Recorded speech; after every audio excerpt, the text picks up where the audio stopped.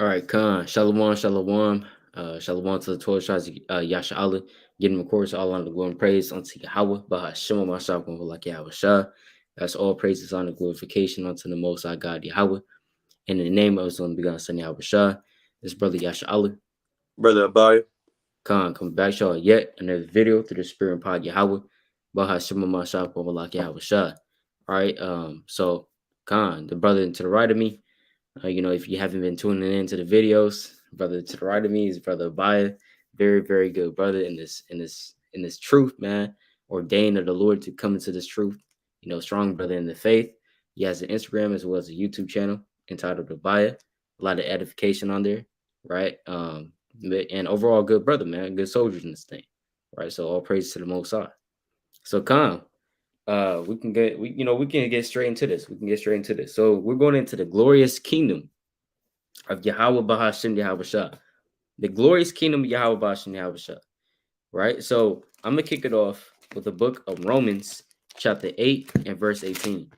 Because remember, we're going through suffering, pain, tribulation, anguish, turmoil. Hey, just pull out a damn thesaurus and just go look at sorrow and just pick the damn word. Just read all the words. That's what we're going through, man. Right? Just pick up a damn big ass thesaurus and just look at the words that go into sorrow, tribulation, anguish, you name it, man. Pandemonium. We're going through all of it, right? All manner of affliction. So let's go to Romans chapter 8, verse 18, right? It says, "For I reckon that the sufferings of this present time," so we're suffering, man. If you're not suffering in any way, shape, or form, you're not in the truth, man, right? If you're not suffering any way, shape, or form, I'm gonna say that again. If you're not suffering or catching hell or any way, shape, or form, because remember, a brother's suffering or cup, he may have a larger cup than another brother. But at the end of the day, we all drinking a cup. You know what I'm saying? We all drinking a cup at the end of the day. There's no brother nor sister in this truth who's really in this faith that's not drinking at least a little bit of the cup, man. Right? At least a little bit of the water, at least a little bit of the bread of affliction, as the Lord said. I'm gonna pull that precept real quick. Let's go to the book of Isaiah, chapter 30. Right? Isaiah chapter 30 and verse 20. It says, "And though the Lord give you the bread of adversity." So we eating the bread of adversity in this kingdom, man. Right? We eating the bread of adversity, man. Right? It says, "And though the Lord give you the bread of adversity and the water of affliction." The water of affliction. We eating the bread of adversity and the water of affliction, man.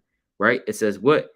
Yet shall not thy teachers be removed into a corner anymore, but thine eyes shall see thy teachers." What's the affliction we going through? Brothers and sisters already know. You getting yelled by a damn midget, right? Edomite. Hey, guess what? You're a king walking this earth, but you're working a 9 to 5. You're a king on this earth, but you're only getting $10 an hour, right? What the hell is going on here, right? But we eating the bread of adversity right now. We're going through suffering, right? It says, "What? For I reckon that the sufferings of this present time are not worthy to be compared with the glory which shall be revealed in us." So what Paul is saying is all this suffering, the pain and the tribulation, and I reckon, and I also say that the pain that we're going through now is it's not even measurable to what the pain that the apostles went through, man. Because remember, some of the apostles got boiled alive. Some of the apostles, like Paul, he had to go through a lot of turmoil, man, much more than us. Hey, Paul, he didn't have he didn't have an apartment. He didn't have AC. Brothers got AC. Paul, he didn't have that. He was walking around the damn desert of Damascus. He had to do that, right? He had to walk to and fro. He had to sail. I was also going into that too. He had to sail the Mesopotamian Sea. And you know how many creatures are in the Mesopotamian Sea? You got sharks there. And he suffered shipwreck, I believe, 2 times. You know, so he could have gotten eaten by a shark. That water is cold too. Imagine you in the middle of the damn sea. That's scary, man. Right? That's scary. So, but it says, nevertheless, I'm passing to the brother. It says that the sufferings of this present time are not worthy to be compared with the glory which are revealed in us. What's that glory that's going to be revealed in us? That glory is going into the kingdom of the Most High God, the glorified bodies, you know, the ability to not to live and reign forevermore, the riches of the Gentiles. Yeah, all their riches is going to be transferred to you, right? The power, the authority, that's the glory that's going to be revealed in us. The emeralds, right? The diamonds, the gold, the kingdom of heaven. You know, that's the glory that's going to be revealed in us. So all that the Lord has promised us, the kingdom of heaven, you can't even compare that to the suffering that we're going through right now. Yeah, and the Lord called this in the book of Wisdom of Solomon, the 3rd chapter, and for having been a little chastised, man. That's a little chastisement. That's what the Lord said. You know, because He's the King of terrors. He can do anything, right? He can make our situation, whatever situation we're going through right now, He can make it much worse. You best believe that, man. He has power to give and to take away. But all that suffering that we're going through right now, it can't even be compared to the kingdom of heaven of Yahawah and Yahawashi. Khan, you got it, King. Con, got a precept to link up with the brother, because like the brother said, we got to keep our mind focused and dialed in on the end game. You can't be so focused on what your next move going to be, or your next move after that move. You got to be 3 steps ahead, 4 steps ahead. You got to see the end game and see that vision. The end game is getting the kingdom of heaven. Hearing that, I'm saying, well done, thou good and faithful servant. Thou hast been faithful over a few things. Be thou ruler over many. Paraphrasing, right? So we got to be focused on that in order to keep that zeal in us to keep pushing, keep pushing, and keep pushing.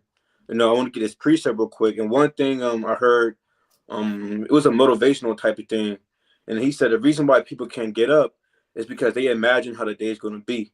They don't really look forward to the success in the future. They just imagine how long and how dreadful the day is going to be. So you gotta look forward to the success, in the process in the future. But just the book of Psalm chapter 126 and verse 5, and it reads, "They that sow in tears shall reap in joy." And that's a classic. Brothers bring this out probably on the highways and byways, or you might bring it out in a video. But actually think about this, man. The people who's crying, smoting on their chest, praying to the Most High God, man, fasting and weeping, casting ash upon their heads. Even a righteous sister, she put dong on her, man. Are you willing to put dong on you? But the thing is, man, you got people who's really weeping in this thing because this truth get hard. This truth, you didn't know you're going to have to fast for a long period of time sometimes. You didn't know you're going to have to go through certain things. But right when you start going through the certain things, guess what? A lot of people start wavering. They lose the zeal. They lose their strength. They lose their courage. And that's how people fall out because they start saying, hey, look, man, I want to please the flesh. I can't do this no more. The Lord, He's not blessing me. Why should I be in this anything? Be in this thing anymore? And then they go back to the world. But a man and a woman that has a good mind, and a faithful heart to the Most High God, they're gonna be faithful no matter what, and they know the Lord is proving them to see are they even worthy for the kingdom of heaven, right? I'm gonna read verse 5 again. They that sow in tears shall reap in joy. So when you sow in tears, man, in that day you're gonna reap in joy. They have that saying, "Laugh now, cry later." That's for the world, man. Drake, who was it? I can't even think of his name. Somebody else that's wicked.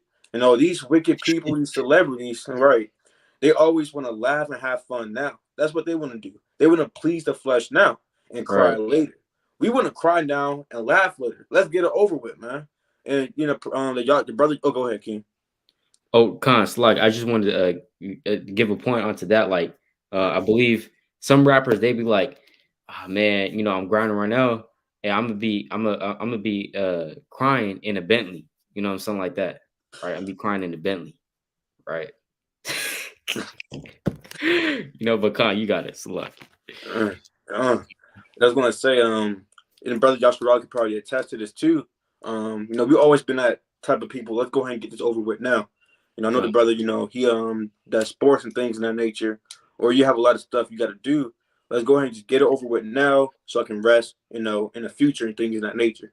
You gotta have Yep. that same mindset. Let's get this affliction over with now. Let's put this work in now, so we can have that rest in the future, man. But Mm-hmm. verse 6. He that goeth forth and weepeth, bearing precious seed, shall doubtless come again with rejoicing, bringing his sheaves with him. So when Mm, right now, you crying, you putting the work in, you sweating, you crying. Sometimes you don't want to do it. You're not going to be always in the mood to read, always in the mood to do a video, always in the mood to fast. Your flesh wants to take over. But sometimes you override that, and you might feel some type of way about it, but guess what? You still do it because of love you have. But over time, you're going to start seeing your fruit come to what? Come to pass. And especially when the kingdom of heaven come to pass, you're going to be happy. What do you do with sheaves? Do you play, Rockstar with it? Dance to or dance or something like that? Just dance for? No, you get the sheaves and you get your what? Your fur or your wool from the sheep. You get all your yeah. fruits and things in that nature, right? You go get your first fruits in this thing, man. The same thing in this context. Yeah, we're crying now. We're in affliction. We're in the bread of affliction and things in that nature. But in that day, guess what? We're going to be happy in that day. Become. Mm-hmm. Con, that's right. That's right, man. It's that laugh now, cry later. Do you want to cry now, right, and laugh later? Because guess what? There's gonna be a lot of laughing in the kingdom of heaven. Last time I checked, man. You might even see Yahawashi laugh. Right? We're definitely gonna see that. Right, Lord willing. Right, we're part of that number. But um, because in the kingdom of heaven is the time of rejoicing. This is the time of sorrows right now. Right? Let's go to the book of Second Ezra, chapter 7. Right? Second Ezra chapter 7, I believe. And a second Ezra 7, it really does go into that as well. All right. It really does go into that as well. But I want to find a precept. Yeah, Khan, right? Second Ezra 7. Yeah, Khan, in verse 10. All right. Man, this whole thing.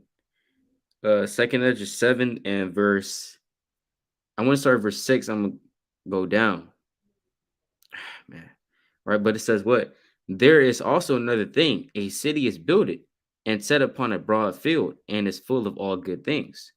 Right? So what is that city that is built and is full of all good things? That city that is built and full of all good things is going into the kingdom of heaven. What's the good things of the kingdom of heaven? We'll go into that. But just a preview, Lord willing, of course, just a preview. You got gold, the forces of the Gentiles, as you read about in the book of Isaiah, the 60th chapter, which is going into the riches of the Gentiles, their gold, their silver. You know what I'm saying? Their glory, like it says in the book of Revelation, 21st chapter. You have different minerals, right? All of that, right? That's all the good things. Are you going to have righteousness? The law being set in order because the law is good, as the Lord said on Romans 7 and verse 12.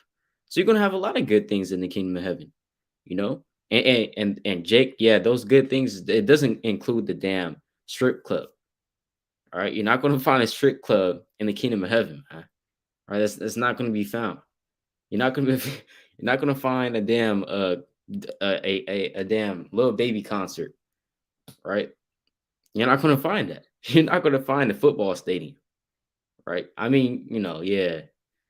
You're not going to find Esau's, football stadium. I'll put it like that, you know. But it says what? Verse 7. The entrance thereof is narrow and is set in it's like, hey, Aki, you actually trying to read this for me, Baba Gasha? Con King. Yeah, Khan. Verse Second Ezra chapter 7, verse 7. Mm-hmm. The entrance thereof is narrow and Mm, is set in a dangerous place to fall, all right. like as it were there if there were fire on the right hand and on the left a deep water. Yeah, so the entrance thereof is narrow, man. That links up with what? Matthew chapter 7, right? In verse 13 on down. Right? Straight is the way and narrow is the way. Straight is the gate and narrow is the way that leadeth to what? Life. And few there be that find it, man. There's going to be a few people on this path because it's straight, man. It's narrow. People, they don't want to walk that path. They want to go to this through the suffering, the pain, the tribulation. Just like how, you might be at school, right? You be at school and, you're not trying to do your work, right? You're not really trying to do the homework. You're just trying to goof off, trying to talk to these girls, man, trying to get their number, trying to you all up in the, trying to talk to the girls, trying to ditch class, what I'm saying, go to the movies, you're trying to do this and that, right? And you miss so many days of school when it comes down to graduating, you like, what can I do? What can I do? Right? Well, it looks right here. You gotta, I don't know. You can't walk, man. You missed 2 days of school, right? And your grades are damn F's and D's. I don't think you can walk, man. Right? How? And now you crying. Oh, what can I do? What can I do? Right? And they say, hey, you just got to do it over again. Got to do your whole grade over again. Right? Or they might put you in summer school, and now you crying in summer school, man, because it's hot as hell. It's hot as hell. It's damn boring as hell, and your mom's mad at you, right? And now you can't go to the trips with your friends. They're going to go over here to the beach, but you can't go with them because you got summer school, right? So now now your whole damn summer's ruined. Now you got to go right back. It's just it's madness. So do you really want to go through that, right? So you wanna cry now so you can laugh later and enjoy that rest. You know what I'm saying? Like, but yeah, Con, you got it. Keep Actually, going. let's get down Salakia. Uh, Salakia. Yeah, let's get down to verse 10 real quick. Verse 10. And I said, it is so, Lord. Then said he unto me, even so also is Israel portion, Mm-hmm. because for their sakes I made the world, and when Adam transgressed my statutes, then was the decree that now is done. Right, because when we look at this earth, look at it as your own inheritance, man. Because the Lord created this world for the elect, especially, but for the whole nation of Israel, right? So if you're walking around, as the Lord said, as the elect of the Most High, hey, this world is yours. The trees, down to the grass, the earth, the soil thereof, and this whole land is actually yours. And look how Esau is polluting it, you know? That's why the Lord said in Revelation 21, you got to make a new heaven and new earth, man. Right? Not the actual new earth, but he has to purify this land. You know what I'm saying? And that land is going to be solely for you, right? But Khan, and let's just read down to verse 12. Verse 12. Khan. Then were the entrances of this world made narrow, Mm. full of sorrow and travail. They were but few and evil, full of perils and very painful. Yeah, Khan, man. That's what we have to go through. That's the lot, right, of the Israelite man and woman. In this world. It's very narrow. It's full of sorrow and travail. You know what I'm saying? Your mom died. Then, your family can't come into the truth. Now you're kind of tossing and turning about that. You know what I'm saying? Hey, maybe your actual blood brother may have came into the truth. Y'all was laboring for 5 years, and then he just started winning, started waxing weaker and weaker, and then he fell out the truth. You know what I'm saying? Now that has effect on you. Now you tossing and turning, right? You might have married a woman. Everything was good for the first 6 months. The next 6 months, all hell's breaking loose. That makes you hate life, right? Now y'all have a kid. Now y'all really can't separate. You know, it's just fueling evil, man. Right now you go down into the grave at the age of 40, right? Because you stressed the hell out because you got a job. You also, you're also an officer in the camp. You also got this responsibility because now you have 5 kids, right? It's just it's so many scenarios, man. It's so many scenarios. But to sum it all up, right? It says, there are few, but it's like there are but few and evil, full of pure pearls and very painful, man. But why are we going through all this pain? It's not for naught, right? It's for the kingdom of heaven. But Khan, you got it, King. I also want to jump in the same chapter to Khan. verse 57. And when you read Second Nature 7, it really goes put a right perspective into your mind, and that's a good thing. The Lord put a spirit in the brother to go to this verse, to these Khan. verses. So I'm going to jump down to verse 57, 2nd Esdras chapter 7, verse 57, and it reads, Then answered he me and said, This is the condition of the battle which man that is born upon the earth shall fight. So that's the condition of the battle, man. You have to fight. You have to keep going. You have to keep pushing. If you don't fight, surely, slowly but surely, you're going to get overcome. And you only have two choices. You get the victory or you get overcome and you suffer, right? And the Lord says that in verse 58. Verse 58, that Mhm. if he be overcome, he shall suffer, as thou hast said. But if he get the victory, he shall receive the things that I say. So which one do you want more? Your actions will show you which one you want more. A lot of people say, I want this, I want that, but they won't put the work to get it. I want the Right. kingdom of heaven. I want this. I hate living here. But brother, you're not putting the work in, man. You don't go out to teach. You're not making videos, man. You're not reading. You're not praying. You're not checking up on your brother. Like, Mhm. you guys sit there saying, I want to get out of here. I hate being here. You're being disobedient to your husband. You don't read neither. You don't want to find a skill to add to your husband's possession, basically, as in cooking, sewing, starting a business for him, and having a new skill set. You don't want to do something that will further the truth in this thing, man. So, which one do you want? You want to get the kingdom of heaven, or do you want to die, man? And that's why we're going to go into this to uplift certain spirits, Lord willing, through the spirit, even our spirit. We're not perfect. Hey man, we're not perfect in this thing, right? But even uplift our spirit too to go into the precepts to see how the kingdom of heaven going to be like. What's going to be in the kingdom of heaven. Who's going to be in the kingdom of heaven. And things in that nature. But that's all. Khan, that's right, King. That's right. All praise to the Most High. But yeah, Khan. And I just want to touch on. I want to touch on basically what what I'm saying, what the kingdom is going to look like, right? Because when we go to Revelation, right, when we go to Revelation chapter 21, now we don't have. I'm just put this disclaimer out. We don't have all understanding about what the kingdom of heaven is going to really, really be like, right? We don't. We all we know is what the Lord gave us. That's all. That's it, right? That's all we know. We don't have the full understanding. So if a brother comes up to you and says, "All right, what I'm saying, the temperature," and he's going into very, very, very, very specific details. You might be like, "All right, brother, man, that's just speculation." Because the kingdom of heaven. Hey, remember, I'm gonna pull this precept. All right, I'm gonna pull 2 Corinthians chapter 3 and verse 17. Now the Lord is that spirit, and where the spirit of the Lord is, there is liberty. All right, here's the point.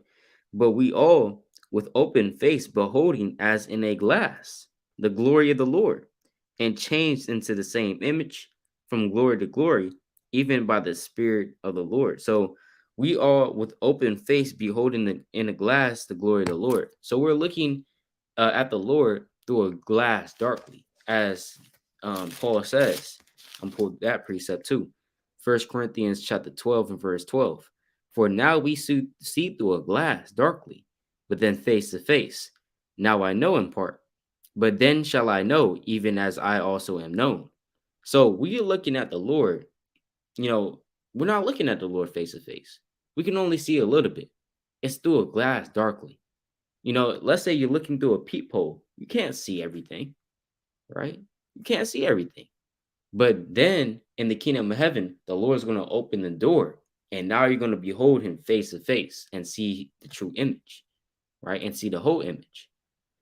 Hey, if you kind of decrease like how people be saying the Android quality and the Android quality of like a video or something is just it's hella that the quality is just hella bad, right? They make that a meme and stuff. But if you decrease the quality and it's hella pixelated on a certain video, you can't really see everything. You can kind of make it out, can't kind of make out the image, but you're like, what the hell is that? Right? And it's all pixelated. But if you turn up the high, you turn it to high resolution, you can see the whole image perfect, right? So we look, we kind of have the Android quality right now, right? We kind of have the Android quality right now. If you got ears to hear it. So we don't know everything about the kingdom of heaven. So we can't say, all right, the temperature in the kingdom is going to be about on the average about 75.6 Fahrenheit, right? On the in the spring.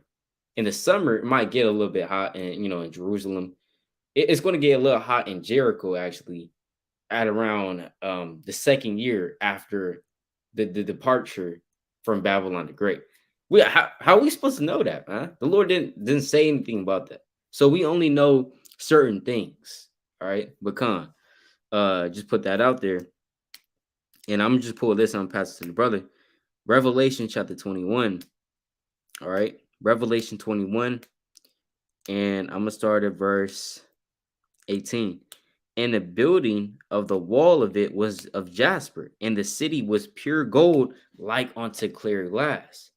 Last time I checked, I don't know any city in the world, in this present world right now, that's made of pure gold, like unto clear glass, and has jasper and diamond and sardonyx and emerald, and has all these glorious minerals.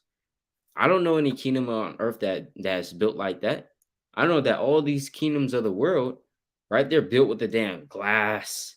You know, China's built with damn cheap ass materials. That's why the buildings keep damn falling down. Hey, America too. Right? Babylon the Great got buildings falling down in Miami, people in it. Imagine you just up in your house, you're just laying down on the couch, and then all of a sudden buildings just start falling down on you. You know? That's Babylon the Great for you. Hey, Babylon the Great even had they didn't even pass the test when it came to the infrastructure. I believe America got like a D plus on the infrastructure. So this the kingdoms of this world is not as glorious as it used to be, man. Right? They're really going down. You know, hey, bridges in China fall about like every other day for real. They just break.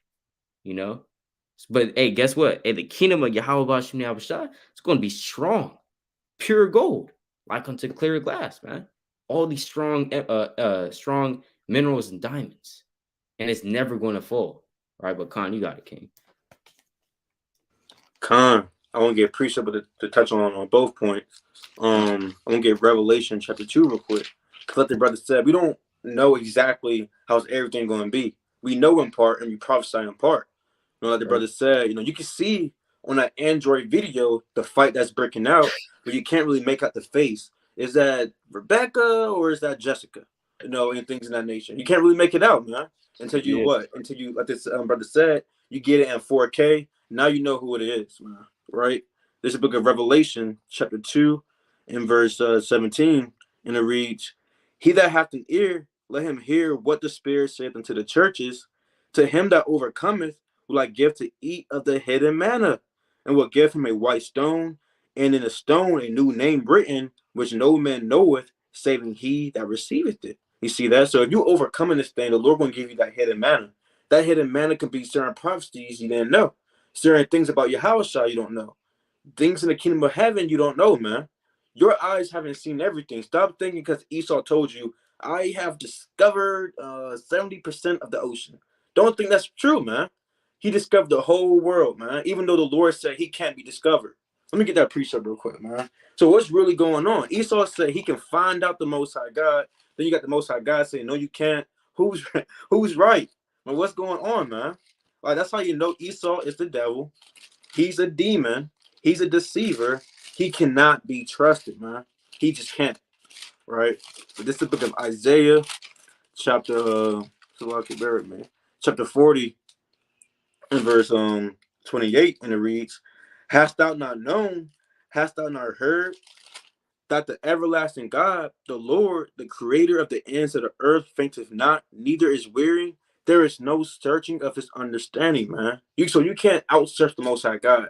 I found this, I found that. Hey, man, there's some certain landmass you don't know. Other brothers say you got certain what's it called minerals or material that's from the caves or the rocks and things of that nature that you never seen. When you go to Cave's Jewelry or Jared's, you see that small little diamond. You got you got Eve and these females passing out when that man go on that nasty knee and propose to them, man. They think it's real diamond, right? No, there's better material than that, man. Hey, man, you got better material that you never seen before, man, right? And the brother was going into it in Revelation chapter, what's that, 21. And, there's another precept, but I'm let the brother, I want the brother to get that one because, he said he kind of want that one. So, yeah, kind of all praise. Hey, Khan, hey, you got it, King. You got it. You know, if you want, hey, and Khan, Shalom, Masha, Shalom, Shalom, all praise to the Most High. Khan, Khan, all praises. But yeah, Khan, you got it. You got it. All right, I get it, man. This book of Tobit, right? Book of Tobit, chapter 13. You know, and the thing is, being the brother was talking about this, man. You know, Khan. and it's beautiful. You know, it's very beautiful. Yapa. This Tobit, chapter 13, and I'm gonna start at verse. Let me see. I'll start at verse 15, and it reads, "Let my soul bless God, the great King, for Jerusalem shall be built up with sapphires and emeralds and precious stone, thy walls and towers and battlements with pure gold." And if you don't know what battlements are, it's in the law. Your buildings have to have battlements, man. Like these Mm, apartment buildings, they're going off. These apartment buildings don't have no battlements. If you get on that roof, you can easily fall off the roof. That's why you have battlements, those things you have on a roof so you don't fall off. It's in the law. So, hey, you're gonna have different stones in the kingdom of heaven. Your whole street of Jerusalem gonna be paved with gold. You're gonna have buildings made of emerald, sapphire stones, carbuncle, things you never seen. Jake is used to right, brick and mortar. You know, that's what Jake is used to. They think they got a fancy home. All it is brick and clay, man. Right? right. Hey, man. Yeah, that's off. Right? With pure gold, verse 17, and the streets of Jerusalem shall be paved with beryl and carbuncle and stones of Ophir, and all her streets shall say hallelujah, and they shall praise him, saying, blessed be God which have extolled it forever. And Esau, you know, the concrete jungle, man. He got concrete. This is not royalty, man. He put you Right. in the hood. You might got rats going to and fro in the streets. You got trash. You got that you got the shoelaces, that shoe tied up to the red light, man. If you know what I'm talking about in the hoods. You get the shoe, that dirty behind shoe, the Converses tied up to the that, I don't know, the electric wire thing, man, or the stop sign and things of that nature. That's not gonna be happening in Jerusalem. It's gonna be clean. It's gonna be shining with gold, beryl, and different stones, man. It's gonna smell good, right, and things of that nature, man. You're not gonna have McDonald's. Yeah, let me chill out. You're not gonna have McDonald's in Jerusalem, man. It's gonna be beautiful. But Con, you got it, Ken. Yeah, yeah, Khan, yeah. Yeah, that's off, man. Our city's not gonna be looking like a damn projects. You know what I'm saying? Looking like the hoods. You're not gonna have hoods in our kingdom, man, when it comes to us. Now you might have hoods in the heathens land, right? Kind of you riding in the chariot. God damn, look at this is how the Moabites living. Shit, you know what I'm saying? Because the curse is gonna be on them, right? So and the blessing is gonna be upon us, right? So we be going through the land of Moab. Man, it's crazy. Trash all over the streets. You know what I'm saying? Potholes. Good at potholes in the streets, man. Guess what? In the streets of Yahawah, Bahasham, Yahawashi, in the kingdom, man, right? And we're not gonna have potholes in the streets. How would you even make a pothole in a street that's just full of gold? You know, hey, you would have to break, you know what I'm saying? You have to have a, pretty strong damn whatever you're, trying to break it with. Cause hey, this, like how the brother said, they just lay down the concrete with the damn truck thing, right? They just lay down the concrete. After a while, you can kind of make a hole out of it. It's not that hard to make a hole out of it. And hey, guess what? Try to make a hole in the street that's just full of pure gold, man. You know. But yeah, come.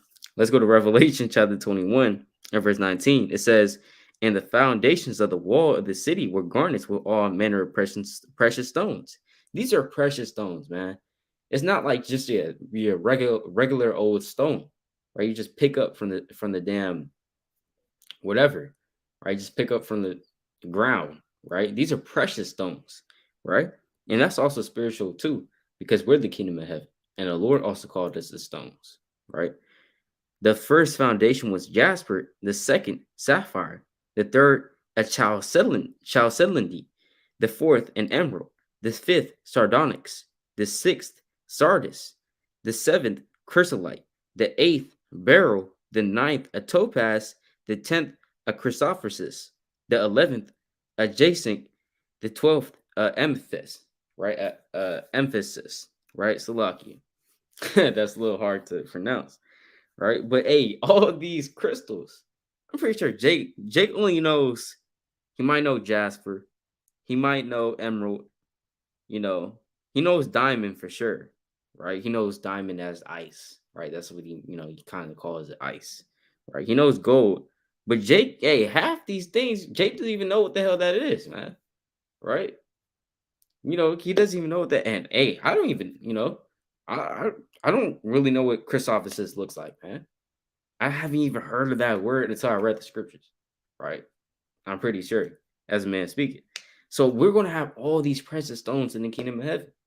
And it's not like we're gonna run out, right? We're kind of getting it, and then oh man, right? We kind of ran out, so we got to stop the work because we ran out of minerals. Like Esau, he runs out of minerals because he's using all of it, right? We're not gonna run out of minerals, man. We're gonna have all this stuff, and it's gonna be in our abundance, and we're not gonna kill our brother over it, right? We're not gonna be like robbing and being envious toward our brother because he has diamonds on his chariot. The hell? No, man, it's going to be in abundance. It's going to be a lot to go around, right? Verse 21. And the 12 gates were 12 pearls. Every several gate was of one pearl, and the street of the city was pure gold, as it were transparent glass. See that? Again, emphasis on the streets, because the streets will tell you a lot, you know? The streets will tell you a lot about a certain neighborhood and a certain city, right? Like when you go to Philadelphia. Now, I haven't been to Philadelphia myself, but I've seen videos and I've known people that gone to Philadelphia. They always describe Philadelphia, the streets thereof, as being dirty, damn, all manner of wicked people upon the streets, damn people strung out on drugs, right? The streets just stinky. You know what I'm saying? In New York City, you got a rat infestation. Just rats running around. Not gonna have rats running around, man. You know what I'm saying? Just a damn rat running around in the kingdom of heaven. You know, and trash all over the street. And the trash is all built up. You know what I'm saying? The trash can, because the trash man didn't come for like 2 months, and now that all the trash is around the trash can. You know, people just don't care. You're gonna have people that strung up on drugs on the streets, just laying down. You trying to get through the street, but they just laying down on the ground. So you kind of have to go a different way because you don't want to run them over. Or you kind of honking your horn. Get out the street, crackhead. Now that's not going to be happening in the kingdom of heaven, man. But yeah, Con, you got the king. Con, yeah, that won't be happening in the kingdom of heaven, man. Yeah. Dude, that's madness. I won't get another account though. I was looking for the account because back then in King Solomon's reign, man, it wasn't concrete, man. It wasn't dusty like when you go to Africa, the roads and things in that nature. It was pure silver. The road you see right now is concrete. It got holes in it. You over here driving, and I saw this on the way to work one time. Driving, guess what? Someone wheel kind of came off when he went over the pothole, man. I'm like, damn, man, they gotta fix these roads. You see that? Gone. So look, I'm saying trying to come. Let me get a precept though. Come, but this is the book of Second Chronicles. Where I'm gonna start? Chapter 9. Let me see. I'm gonna start at I'll start at verse 15. I don't want to be long-winded though. But I'll start at verse 15. And it reads, Second Chronicles 9 verse 15. And King Solomon made 200 targets of beaten gold. 600 shekels of beaten gold went to one target. And 300 shields made he of beaten gold. 300 shekels of gold went to one shield. And the king put them in the house of the forest of Lebanon. So when you read on in this chapter, King Solomon had a lot of things. He had spices. He had camels. He had wisdom. He had all these different materials with him, man. And that's on a carnal level right now. How much more in the kingdom of heaven? I'm going to keep reading. Moreover, the king made a great throne of ivory, overlaid it with pure gold, man. He had his own throne that he had custom made. You're going to have your own throne that's custom made, custom built. Yasharala might have his own coloring design on it. You know, might have lines on it. And it's going to say whatever his real name is. But as a man speaking right now, it's going to say Yasharala. You know, and things in that nature, man. And that's his throne. And no one can sit on that throne but him. That's how it's going to be in the kingdom of heaven, man. Right? Verse 18. And there were 6 steps to the throne with a footstool of gold, which were fastened to the throne, and stays on each side of the sitting place, and 2 lions standing by the stays, and 12 lions stood there on the one side and on the other upon the 6 steps. There was not the like made in any kingdom. So when you approach the throne, he had lions on each stair, man, on each side. You don't see that. You don't see that in Esau's presidency, White House. You don't see that in Russia, man. See, these people are so plain and boring. You got to wear a suit and a tie, tux and things of that nature. There's no royalty. But in the kingdom of heaven, we're gonna be royalty, man.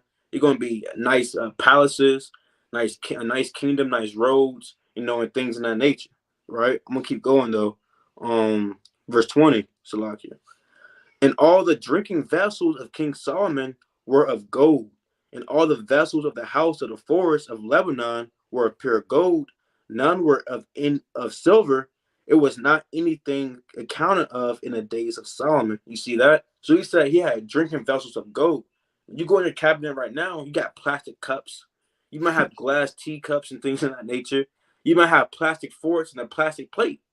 Solomon wasn't eating off a plastic plate. After you get done eating, you toss it in the trash, man.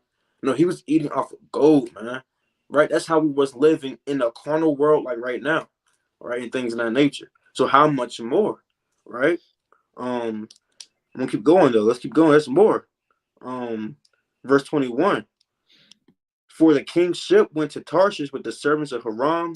Every 3 years once came the ships of Tarshish, bringing gold and silver, ivory and apes and peacocks, man. So you might have a certain tax on a certain nation. Let's say Yasharala. He has a tax or a levy or whatever you want to say on the Hamites.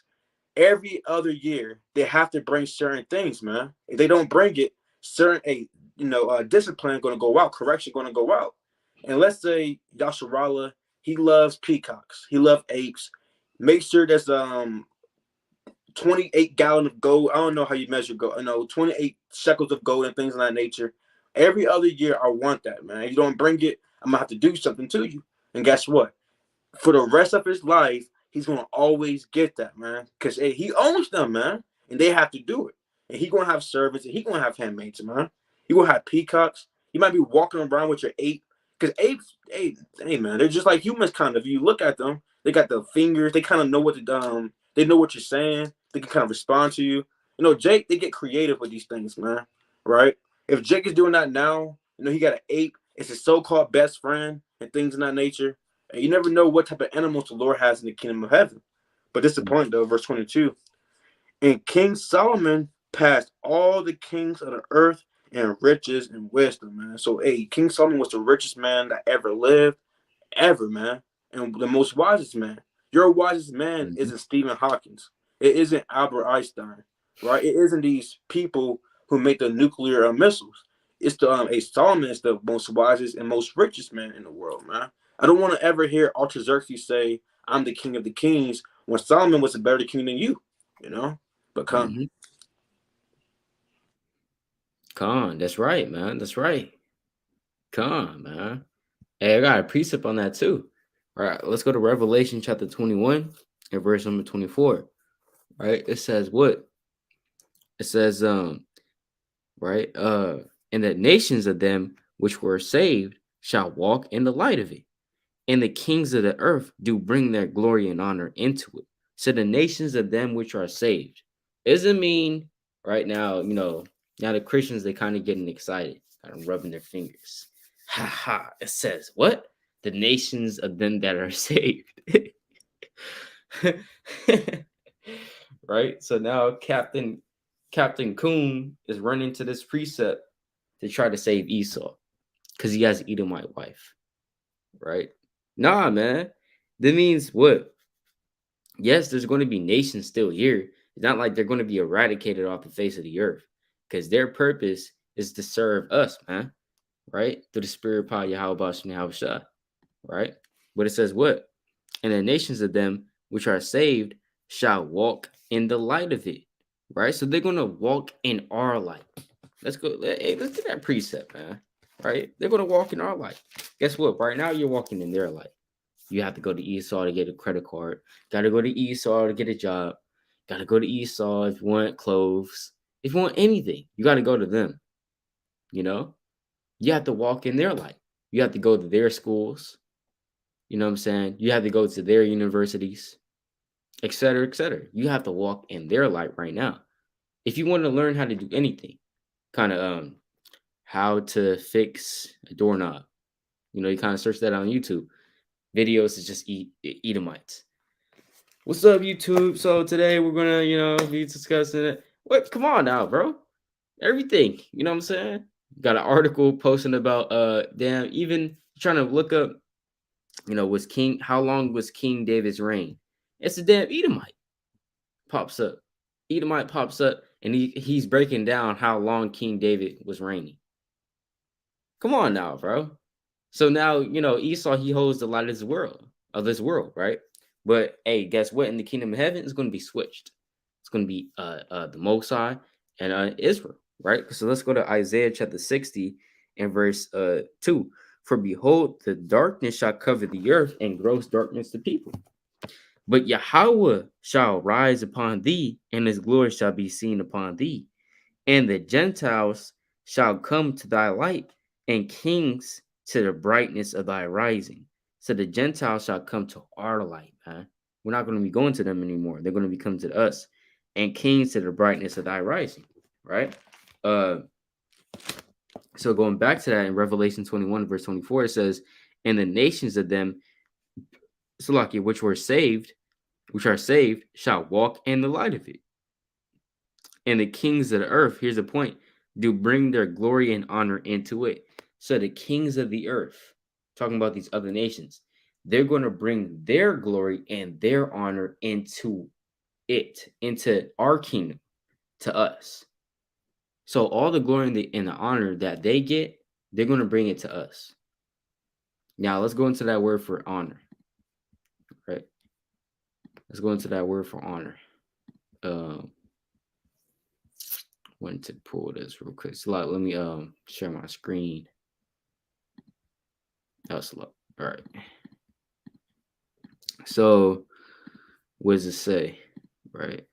So here's the word for honor. So for honor, right? I just play it. Strong's G 5092 Timeh,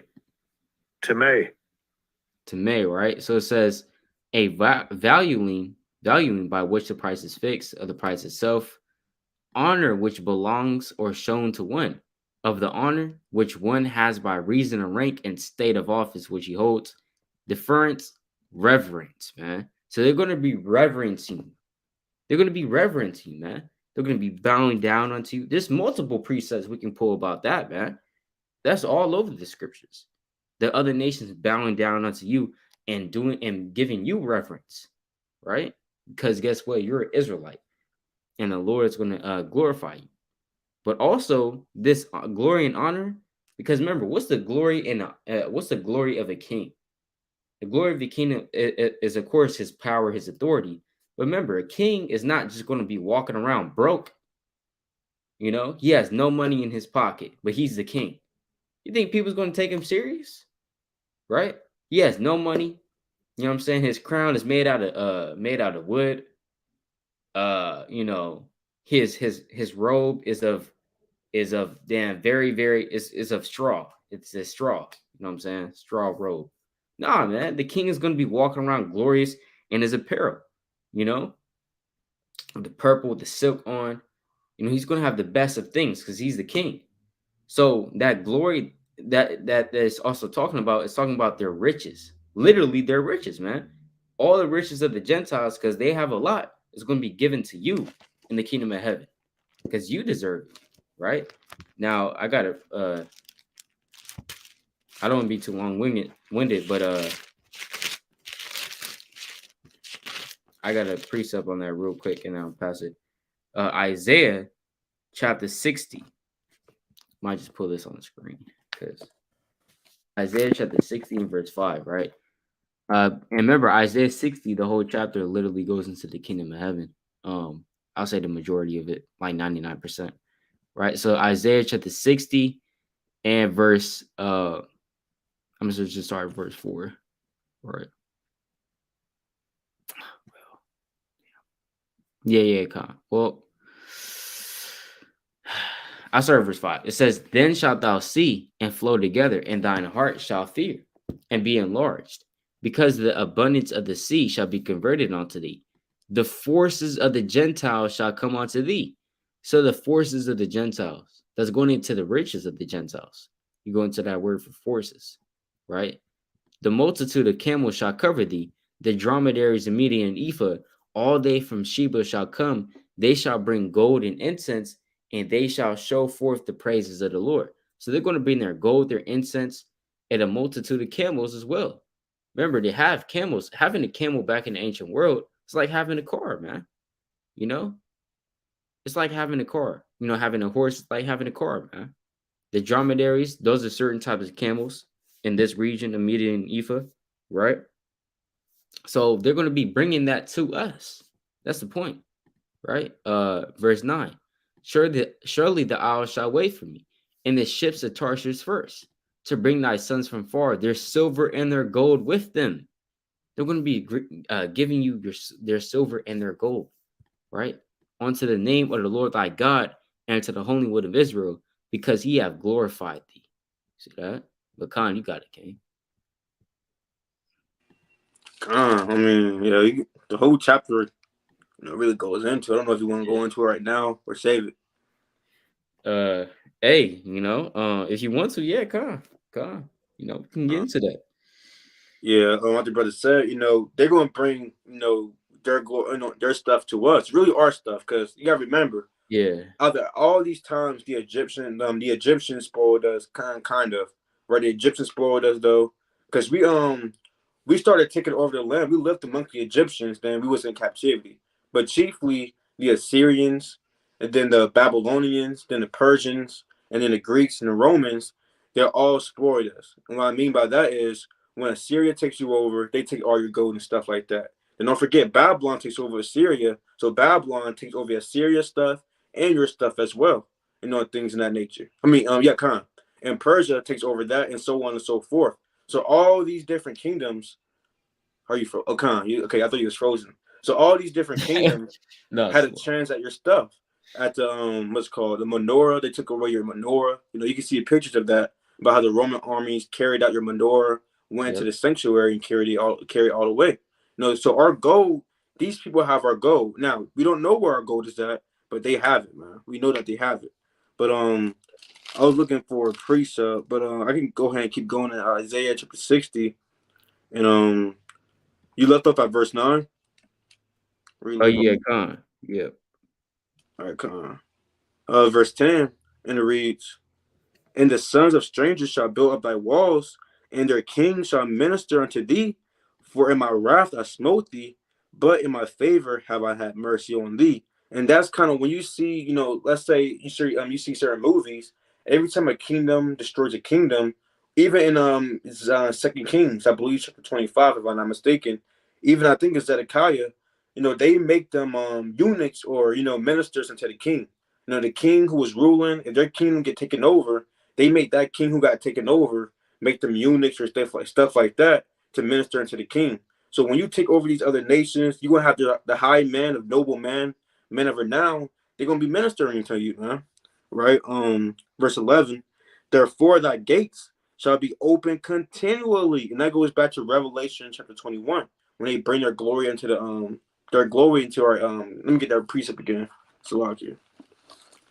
Right? When they bring their glory and their stuff to us, our gate's gonna be open day and night because they're gonna be bringing a lot of stuff in, man. We're not gonna be doing the carrying. Don't think that my brother right here, Yasharala, gonna be doing all the carrying. He's sweating. Oh man, how's it going? I'm enduring, King. I don't want to hear that word. I'm enduring no more, man. In that thing, man. I'm enduring, King. All right, brother. You need any help? No, I got it, King. Shalom. No, man. These other nations gonna do it, man. That's right. This Revelation chapter 21 and verse 25, and it reads, "And the gates of it shall not be shut at all by day, for there's dang, it's like Satan trying to interrupt the word, man. Dang, it's like you. Kind this Revelation 21 and verse 25. And the gates of it shall not be shut at all by day, for there shall be no night there. So that gate gonna be open at all times, man, so they can bring their presents, their so-called presents and stuff like that. But I want to go back to Isaiah.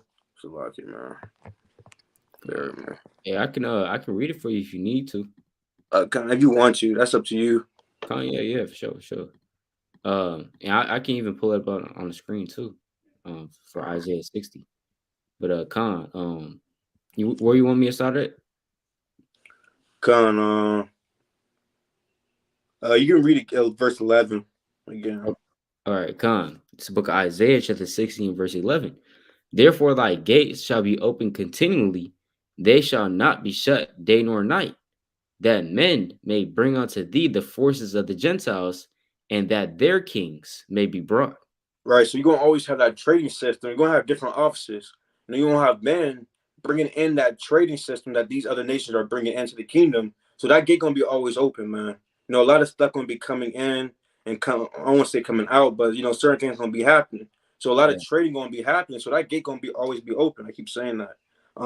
You can read verse 12. Okay, I got you. And also, I just wanted to add on to what the brother was saying. Those forces, man. You go into this word for forces. It says strength, might, efficiency, wealth, army. So they're going to be bringing in their strength, their forces, their armies, their wealth, into our kingdom of heaven. But yeah, All right. Verse 12. Right? For the nation and kingdom that will not serve thee shall perish, yea, those nations shall be utterly wasted. Yeah, that's plain upon tables. If they don't want to serve you, man, they're gonna be utterly wasted. I want to read this real quick. Verse 13: The glory of Lebanon shall come unto thee, the fir tree, the pine tree, and the box together to beautify the place of my sanctuary, and I will make the place of my feet glorious. And those are certain things that's gonna be happening. Trading in and out the kingdom of heaven, or not. I want to say trading, but them bringing into the kingdom of heaven and things of that nature. So yeah, kind of. That's right. That's right, man. Hey, even in verse 14, it says, the sons also them that afflicted thee shall come bending onto thee. So the other nations, they're going to be coming bending onto us, right? And they that despise thee shall bow themselves down at the soles of thy feet, and they shall call thee the city of Yahawah, the Zion of the Holy One of Israel, man. Because this kingdom of heaven, remember, we're the kingdom, man. On a spiritual level, we're the kingdom, all right? So when the Lord is talking about the glory, and that really goes back to the main precept, Romans 8 and verse 18, it says the glory that should be revealed in us. Why did Paul say us? Because we're the kingdom. Let's get that precept real quick. I just want to touch on that real quick. Luke.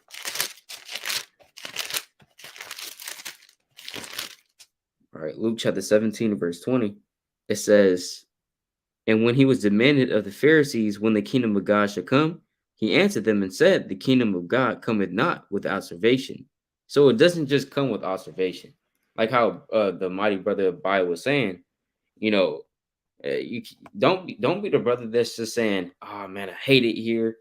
Oh man, can't wait for the kingdom of heaven. Well, you're not doing anything about it, right? You still, smoking weed and getting high, et cetera, right? You just saying, I want the kingdom of heaven to come because you don't like your job.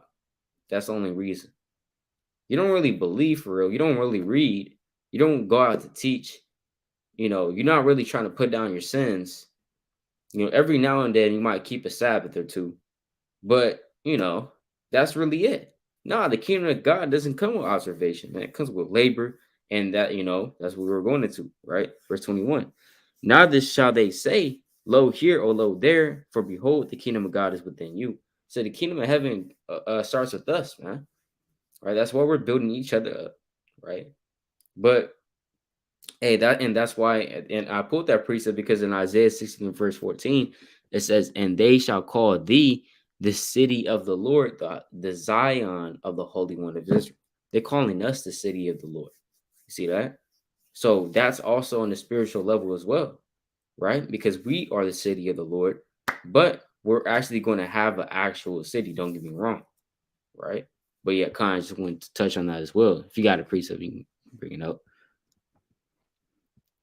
On that, but I was gonna get a different precept. But if you got yours precept, you can go ahead. Con. Now, yeah, you got it. You got it. That's really I want to touch on, but yeah, I you got can it. kind of keep it in the same topic you was talking about, because we are the kingdom of heaven. You know, you got we're the kings, we're the princes, we're the nobles, we're the government. You know, things of that nature. Just because it says kingdom of heaven doesn't mean it's a big city and things of that nature. I mean, yeah, but we are the kingdom though. You know, Con, because you already have elders now. You already have officers and captains of 50s, captains of 1,000, and things of that nature. You know, the Lord is setting up the kingdom of heaven right now as we speak. You don't have to live in a mansion to be in the kingdom of heaven. We are the kingdom of heaven, man. right. Right? I want to get this though. This is the book of Matthew, chapter 8. Actually, I might get the other account. I like the other account better. Better, man. Because who's going to be in the kingdom of heaven? All right? We got to see. We got to let God be true and every man a liar. All right? This is the book of Luke. It's not like dog. I think it's chapter 13. There, man. This book of Luke. If not, yeah, I'll just get this done. This book of Luke, chapter 13 and verse 28, and it reads, "There shall be weeping and gnashing of teeth when you shall see Abraham and Isaac and Jacob and all the prophets in the kingdom of God, and ye yourselves thrust out." And when Yahawashi was talking to this, he was talking to the Pharisees and hypocrites and things of that nature, man. Right? So the people in the kingdom of heaven, you're gonna have Abraham there. You're gonna have Isaac and Jacob, man. You're gonna Mm. have David in that thing. You're gonna have righteous men in that thing. And I saw a post online, or was it on? I don't know. I think it was on like YouTube or something. Um, someone said, would you choose $1 million, or would you choose to have a dinner with Elijah? You know, have a talk basically with Elijah and Moses. Oh yeah, You Con. saw that?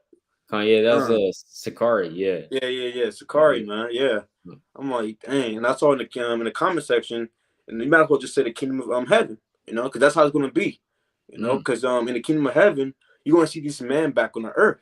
You never know who Yasharala is, man.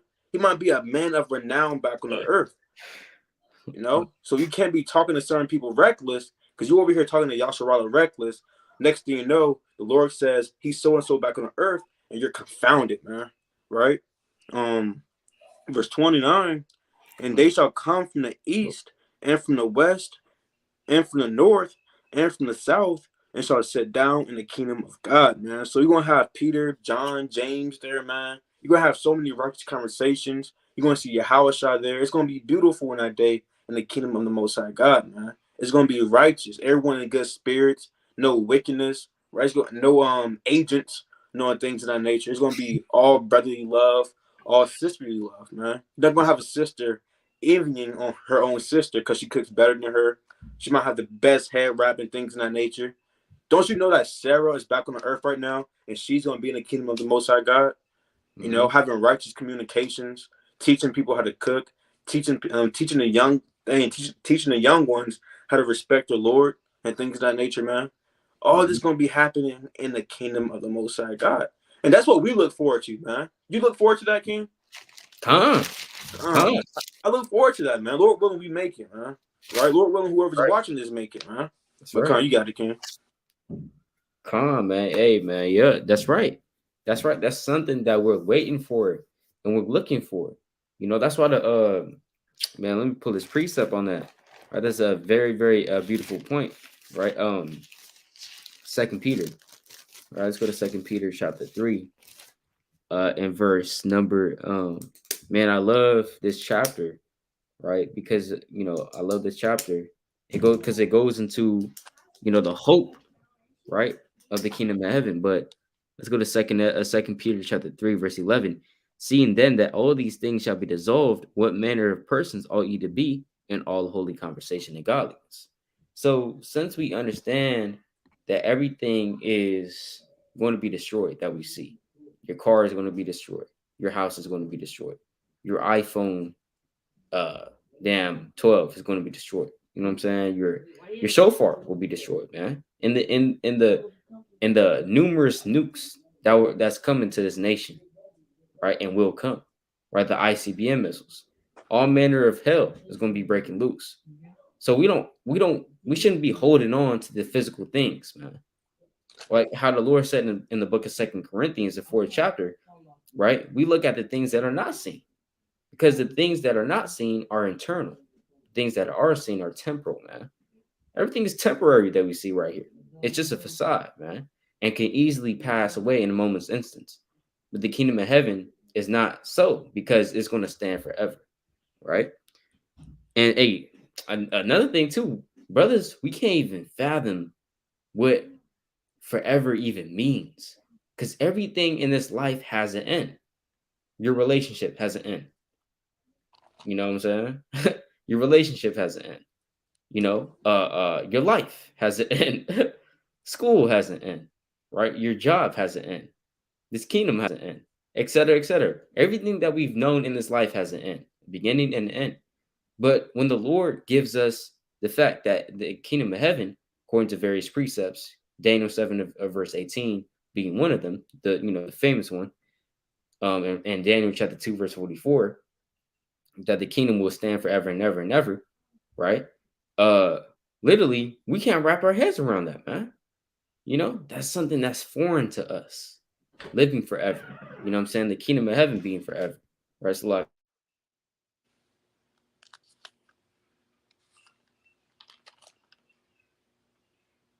Right? So all of these things is foreign to us, right? It's lucky. But I'm gonna keep going. Luke, Slaki, 2 Peter 3 and verse 12. That's why Peter said this, looking for and hasting unto the coming of the day of God, wherein the heavens being on fire shall be dissolved, and the elements shall melt with fervent heat. Nevertheless, we, according to his promise, look for new heavens and a new earth, wherein dwelleth righteousness. So we're looking for that. We're looking forward to that new heavens and a new earth. Of course, there's going to be a lot of sorrow, a lot of pain, a lot of tribulation before we can get there. But nevertheless, we look forward to it, man, because that's something that we can look forward to. When you're in the world, there's nothing to look forward to. All you're looking forward to is just death. Honestly, you know what I'm saying? Just death. Like in this, being in the world is depressing, man, because you don't really have any hope. You're just living it up. But then what's after? What about when your body starts decomposing? You start breaking down.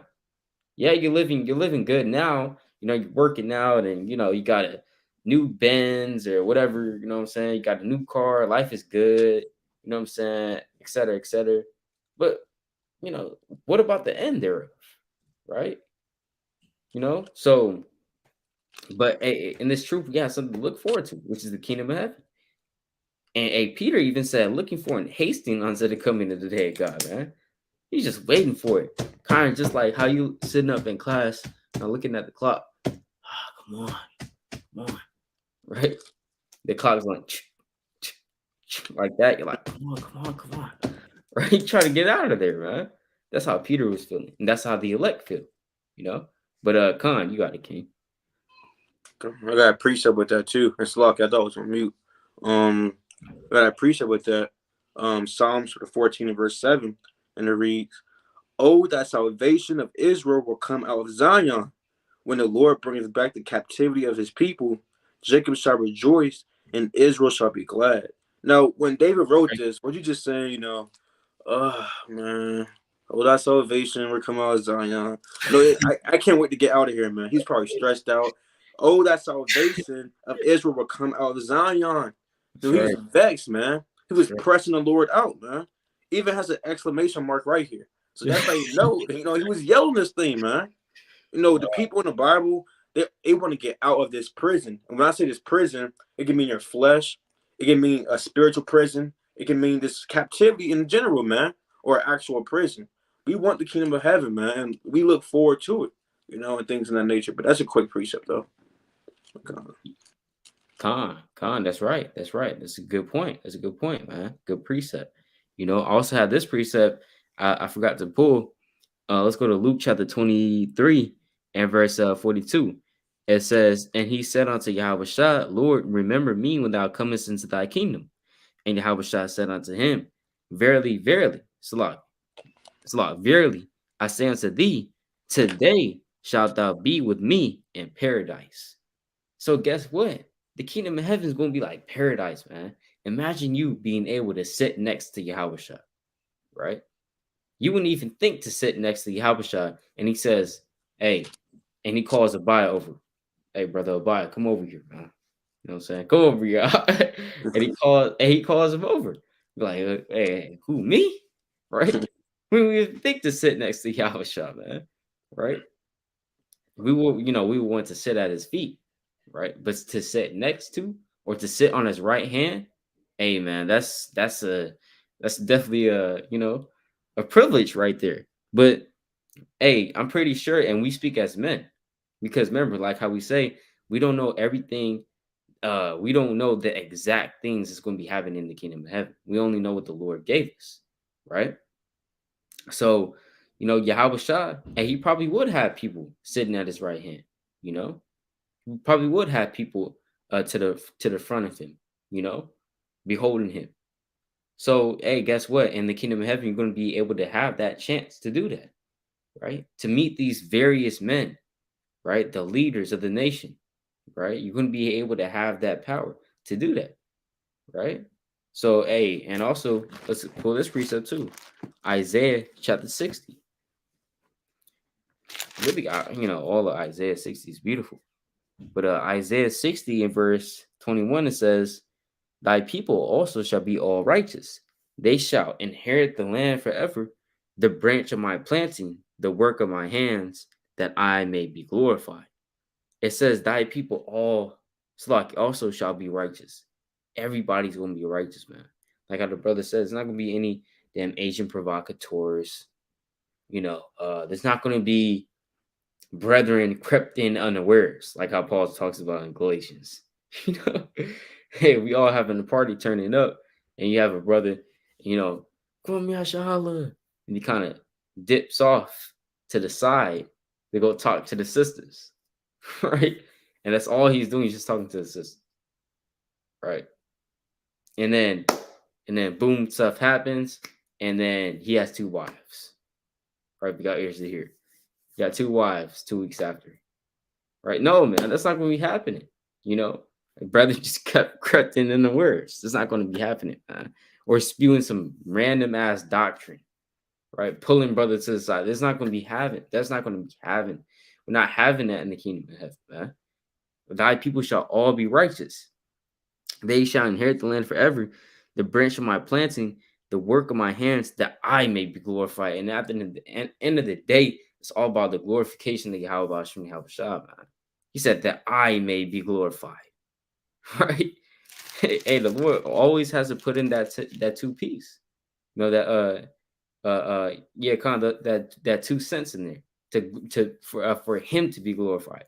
It's all for the glorification of the Most High, because guess what? In the kingdom, we're not going to be glorifying ourselves, right? We're not going to be, we're going to boast, right? I'm gonna get that precept too, Lord willing. We're going to be boasting. Don't get us wrong, right? Because at that point, we can move in that type of spirit, right? Because we're on top. We're going to be on top.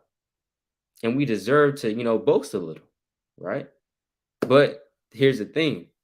We're not going to be like, we're not going to be worshiping men. Like, in the kingdom of heaven, we're not going to be worshiping David. Everybody has to bow down to David, right? We're all kissing David's feet. Nah, man, that's not going to be happening either. We're going to be all praising we're going to be given still, nevertheless, all praises to Yahawah, Bahasham, Yahawashi in the kingdom. All right. But let's go to the book real quick. All right. I had a precept. Kind of slipped me. Yeah, I had a precept. Maybe it'll come back to me, Lord willing. Want me to hop in until you find it, or Yeah, Con, you got it. Yeah. All right, Con. This is the book of Isaiah. To kind of touch on with the brother, add this in too. Isaiah chapter 33. I'm gonna start at verse 16, and it reads, "He shall dwell on high; his place of defense shall be the munitions of rocks. Bread shall be given him; his waters shall be sure." So in the kingdom of heaven, you're gonna have sure water in this thing. When I say by that, Jay can't pay the rent. The water go off, the power bill, the lights go off, and things of that nature. You got no Wi-Fi. It's cold in your house because you got no heating system, and things of that nature, man. You're gonna have sure waters in the kingdom of heaven. Everything gonna be working. You're not gonna be behind 3 payments on the dang bills, man. Now you're not gonna be getting taxed and things of that nature. Let's see, what else? Car note. There's no such thing as a chariot note. You gotta pay Michael the Archangel for the chariot, a payment and things of that nature. You don't pay it off till 40 years later and things of that nature. No, man. Everything gonna be sure in this thing. You don't. Hey, that's going off, man. Nowadays Esau, you a month behind car note or 2 months. I don't know what to do. And guess what? You look at the window, you see that tow truck peeling off with your car, man, and you can't do nothing about it. You can't.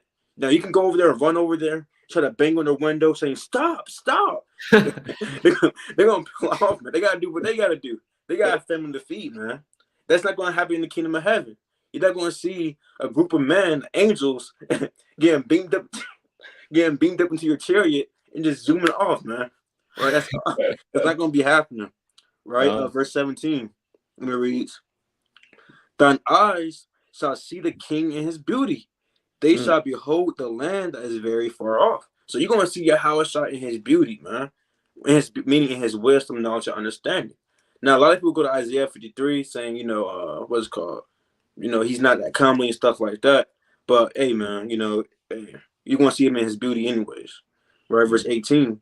"Thine heart shall meditate terror." So in the kingdom of heaven, your mind gonna be finally right again. It's gonna be rewired. You're gonna know who your enemy is. You're gonna meditate terror, man. You're gonna be putting the so-called white man to death, righteously and things in that nature. I'm gonna keep reading though. "Where's the receiver?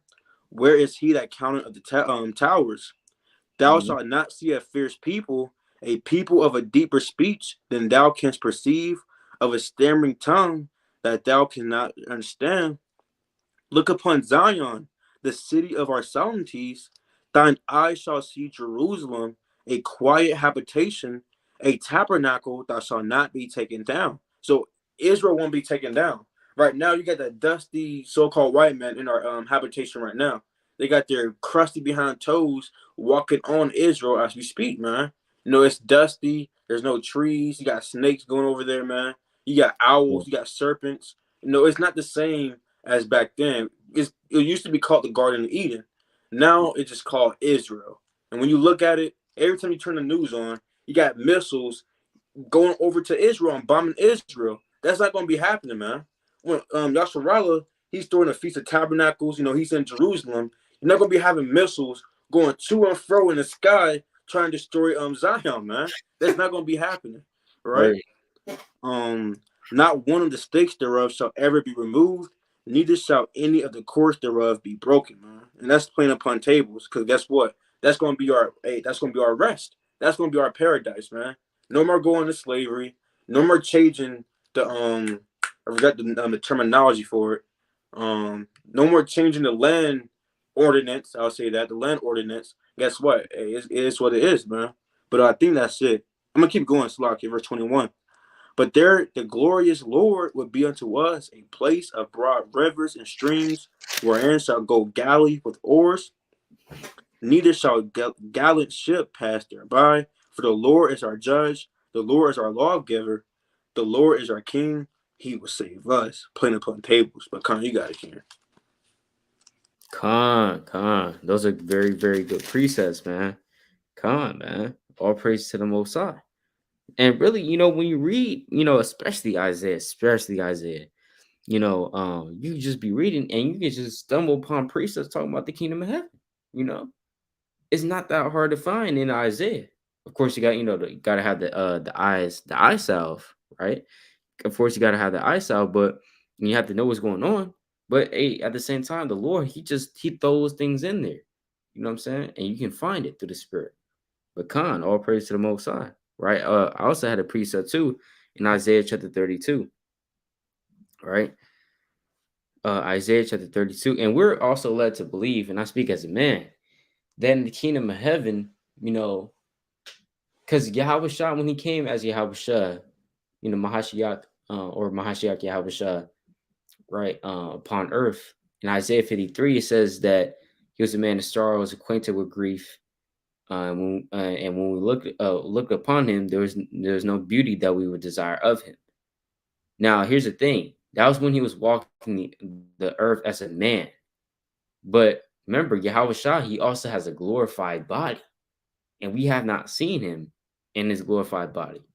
We even haven't seen Yahawashi in the physical level. But, we're going to see Yahawashi in the kingdom of heaven. Remember, Yahawashi is not going to be walking around really like how he walked around on the earth. He's going to be walking around, in a different type of manner, right? In his glorified body. So, and even in Second Esdras, chapter 2, it says what? That there was a man that was taller than the rest, putting crowns upon him, man. Now, certain brothers now are pretty tall, like 6'4". Certain brothers are 6'4", 6'5", 6'7", So, hey, certain brothers are actually that tall. I saw someone when I was teaching one time. It was at night, and I was teaching, and then there was a man kind of walked by. And I was like, hey, "Are you 7 foot?" And then he said, "Yeah, I'm like 6'10". Like, that's crazy, 6'10". That's crazy. But hey, Yahawashi, hey, we're led to believe he might be even taller than that, right? Because you got Shaq, a big old coon. He's like 7 foot, like literally 7 foot.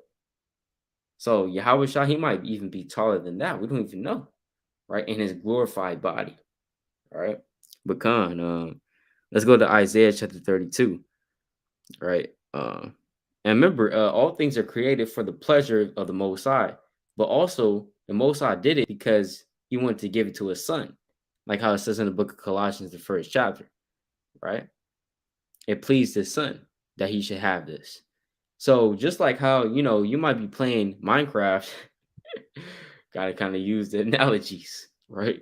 You might be playing Minecraft creative mode, and you have everything to your disposal. Would you not be draped up in the diamond armor? You know what I'm saying? You'd be draped up in the diamond armor, in the diamond houses. You have unlimited diamonds. Why would you go ahead and make a damn make a dirt house? Why would you make a dirt house when you have unlimited diamonds and gold, and silver, right? And it's like iron, you know what I'm saying? So yeah, But let's go to Isaiah chapter 32, verse 17. And the work of righteousness shall be peace, and the effect of righteousness, quietness and assurance forever. That's a fire precept right there. That's a fire precept. The effect of righteousness, us being righteous, man, that's going to bring about what? Quietness and assurance forever. You're going to be assured forever. You don't have to worry about, hey, guess what? You could be sitting up in your house. Let's say you have kids in the kingdom of heaven, which probably would, you know what I'm saying? Probably would have kids. And you'd be like, can we go out to play? They'll be like, can we go out to play now? All right, yeah, you can go out to play. You don't have to watch them. Keep a watchful eye over them. They might looking around for Esau, right? You have to take them everywhere. You know what I'm saying? Got to keep them close.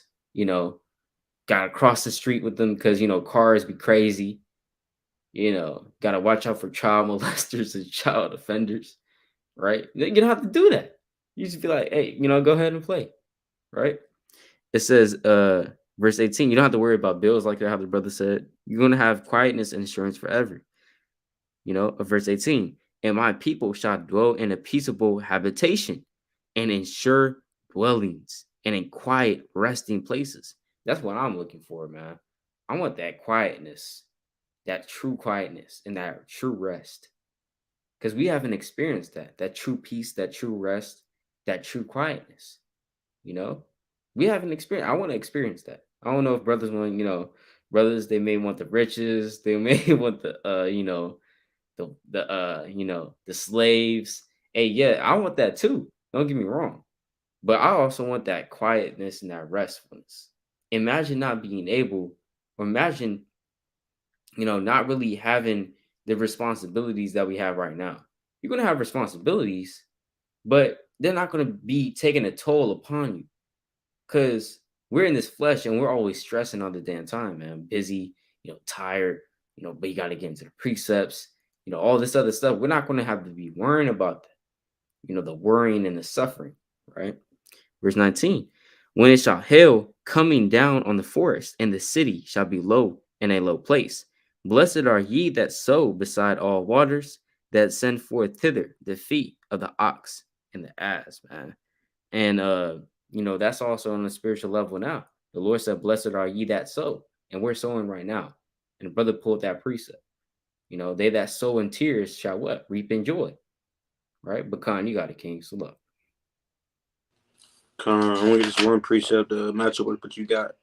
Like your brother said, we want that rest, man, because in this flesh, the due to the oppression of Esau, he got you doing this, he got you doing that. It's like you can't get no break, man. Even if you try to get a break, you think you got a break, you really don't, because you got to do it the next day, and the next day, and the next day. It's like your mind is constantly so-called worrying in his flesh and things of that nature. It's like Esau don't give up to oppress you.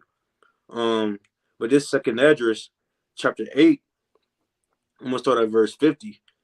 For many great miseries shall be done to them that in the latter time shall dwell in the world, because they have walked in great pride. So the people in this world, like the 2/3 and these other nations, they're not going to see the kingdom of heaven because they walk in great pride. They don't want to be taught. They don't want to be instructed by the prophets of the Lord, who are the mouthpiece of the Lord, man. They don't want to keep the commandments. They want to do what they want to do, like we were saying before.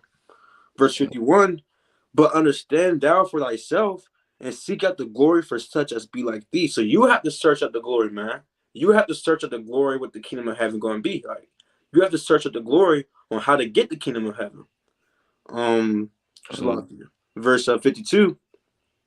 For unto you is paradise open. It didn't say for unto the Moabite man, or unto the Hamite man, or unto Esau, or unto Japheth, or unto what's it called, Ammon, Elam, Ishmael. It says unto you, man. You have a chance at this thing, and really through predestination, you being the firstborn, the child of Israel. Even if you are the 2/3, you're gonna be regenerated back in the kingdom of heaven. But I want first dibs, man. I want the first. I want first class seats. When you're in school, you get the first load and you get the second load. The first load when you're about to go home, y'all have that Yasharala or for the buses? Yeah. I actually don't take the bus, so I don't know. I see that. So back in my days, I'm playing. That was like not that long ago. But yeah, we have first load and second load. You have first load. They get to guess what? They get to get on the buses. They get to go home first. And the second load, they had to kind of wait in class and do, and it's what it is. Wait in the gym and do nothing. And then the second load will go. We want to be part of the first load so we can be part of the first fruit of the kingdom.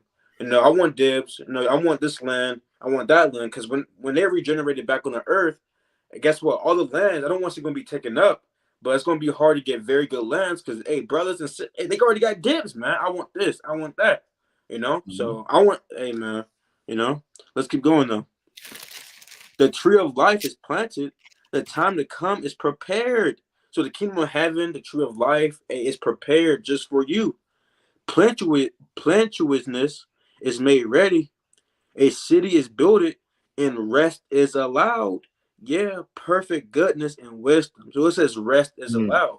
Your mind might start condemning you if you take a nap right now. You can't really go to sleep because you gotta go to work.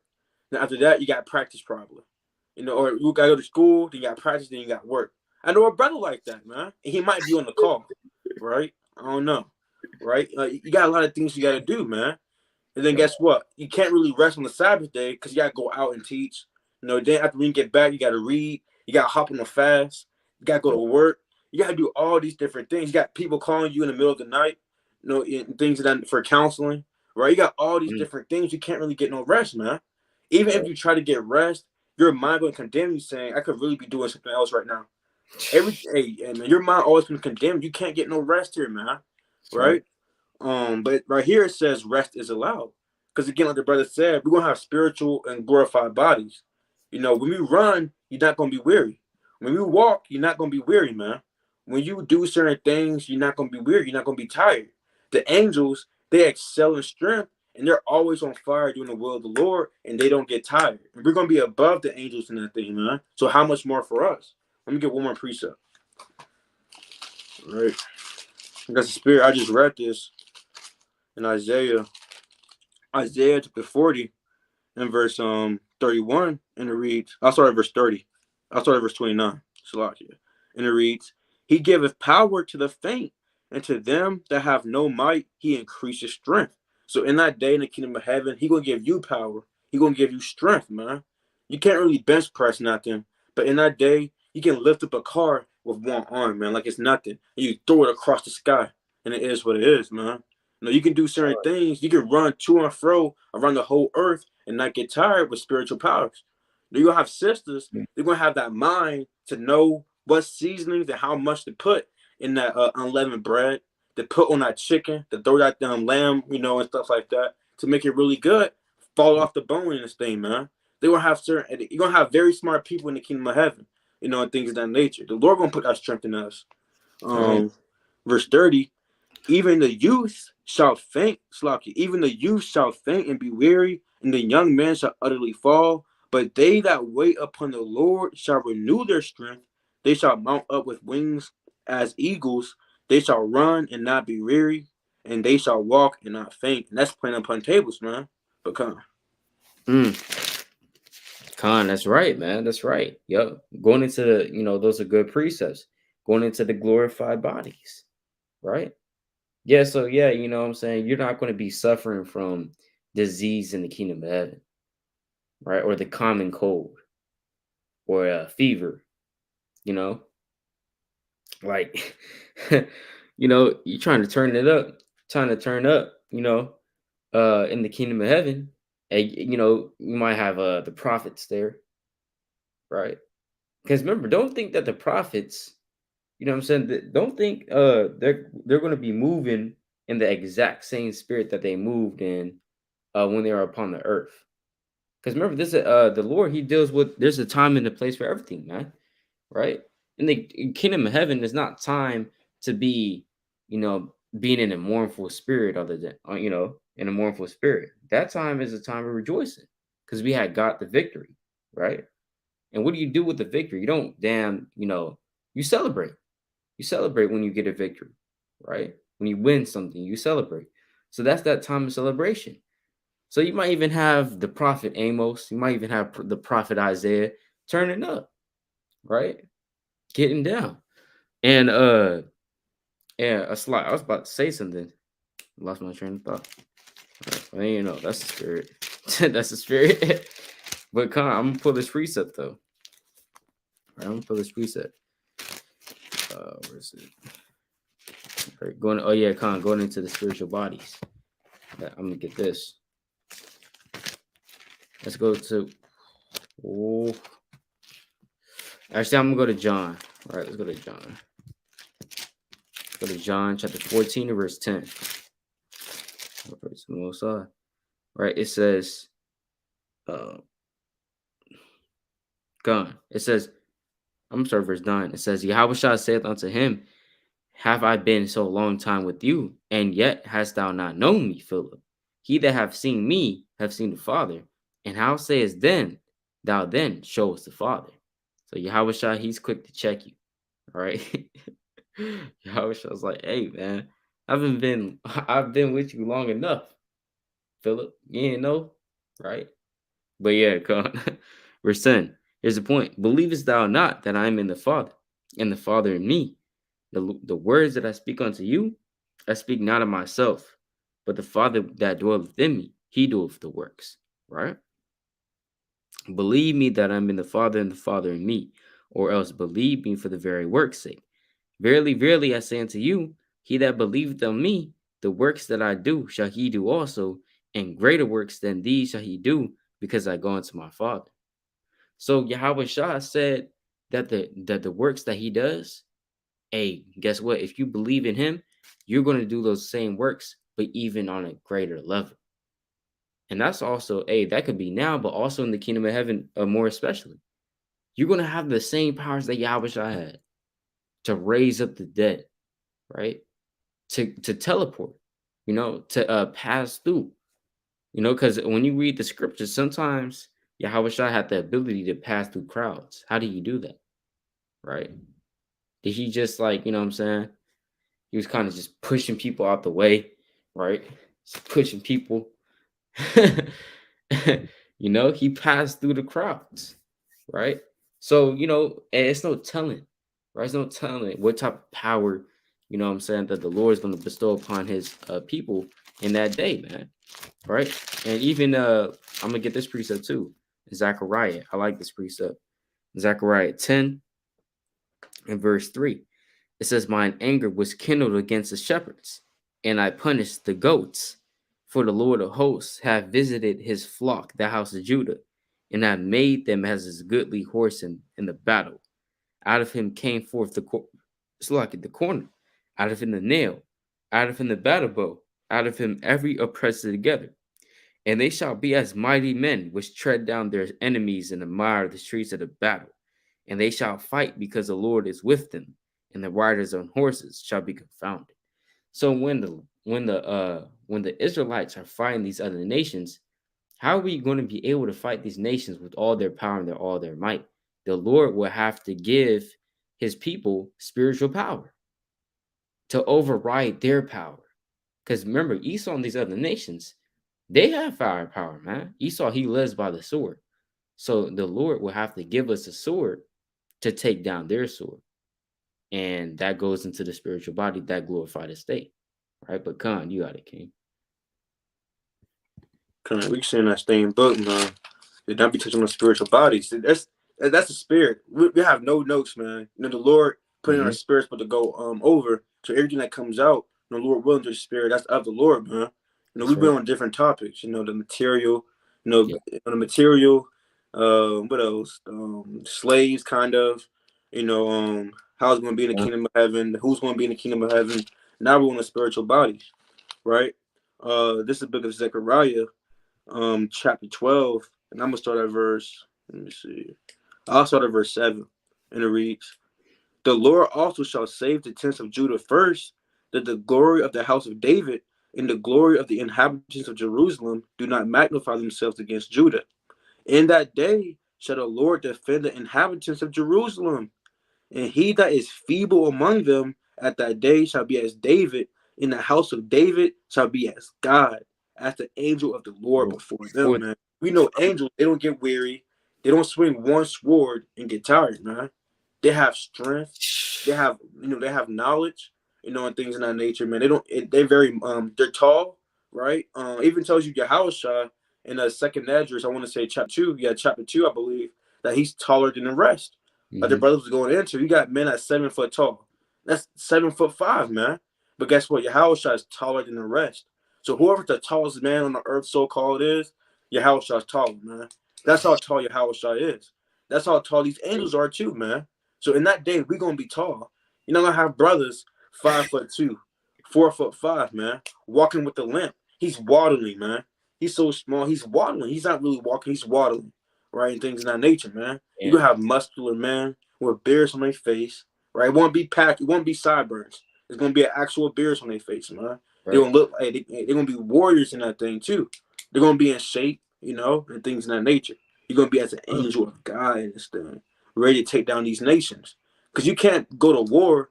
You have no battle formation. You have no what's it called. You're out of shape. You're over here trying to swing the sword, take these people into captivity. You might kick down a door, and you try to get a female, put her into captivity, or a man put him into captivity. Then he beat you up, man. He beat you up, kicked you out the house, and closed the door, man, and lock it shut. And then you go back to the captain at the 50 or the captain of the thousands or something like that. And you tell him what happened. Like, that's not going to be happening, man. You're going to be owning everything in that day, man. You're going to have spiritual power. But that's it, though. Con, Let me get yeah, another yeah. principle. Ooh, go ahead. You said what? Oh, you got it, King. Okay, con. Yeah, that's right, man. That's right. Yeah, you're not gonna become weary in that day, man. All right. And in the kingdom of heaven, you're not gonna be, getting weary, right? Like that. Because remember, we're in this corruptible flesh. And that's why, this affliction that we're going through, that's why it's so bad, man. You know what I'm saying? It's so bad because honestly, like, uh, this flesh just makes it worse, right? Because you want to read, you want to study, you want to, read the whole damn Bible, man. Sometimes it be feeling like, man, I want to read like, 10 chapters, right? You know what I'm saying? I want to read 10 chapters of this book straight. I want to go into this, I want to go into that, and then I just ate 3 verses in, I pass out.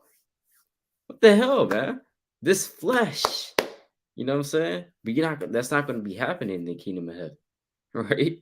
But and also here's the thing, right? Because when you go to 1 Samuel chapter 18 and verse 7, it says what? And the women answered one another as they played and said, Saul hath slain his thousands and David his 10,000s. So hold up now. Because brothers, we should read that precept, okay, Saul his thousands, David, that's a lot of people. That's a lot of people, man. 10,000s of people, right? Now that could have been 10,000, that could have been 30,000, that could have been 40,000. There's no telling how many people David slain, right? Now David, last time I checked, he wasn't in the glorified body, but he had this super strength and endurance. When you're fighting somebody, that takes a lot out of you. That's why boxers, they run like 10 miles, right? They run 10 miles straight, man, because they're trying to get their endurance up. Because when they're in the ring, what I'm saying, they can only last for so long. Certain people, they can only last for about 5 minutes and then they'll just be burnt out because it takes a lot out of you. Now, here you go, David slaying 10,000s of people, man. So how much more, the men of Yahawah now shine in the kingdom of heaven, right? How strong, how much endurance will they have, right? I'm gonna get this precept, Wisdom of Solomon 3, because I'm a runner, so you know I'm a runner, so I can kind of relate to that. Wisdom of Solomon 3 in verse 7. It says, I'm gonna start verse 5. It says,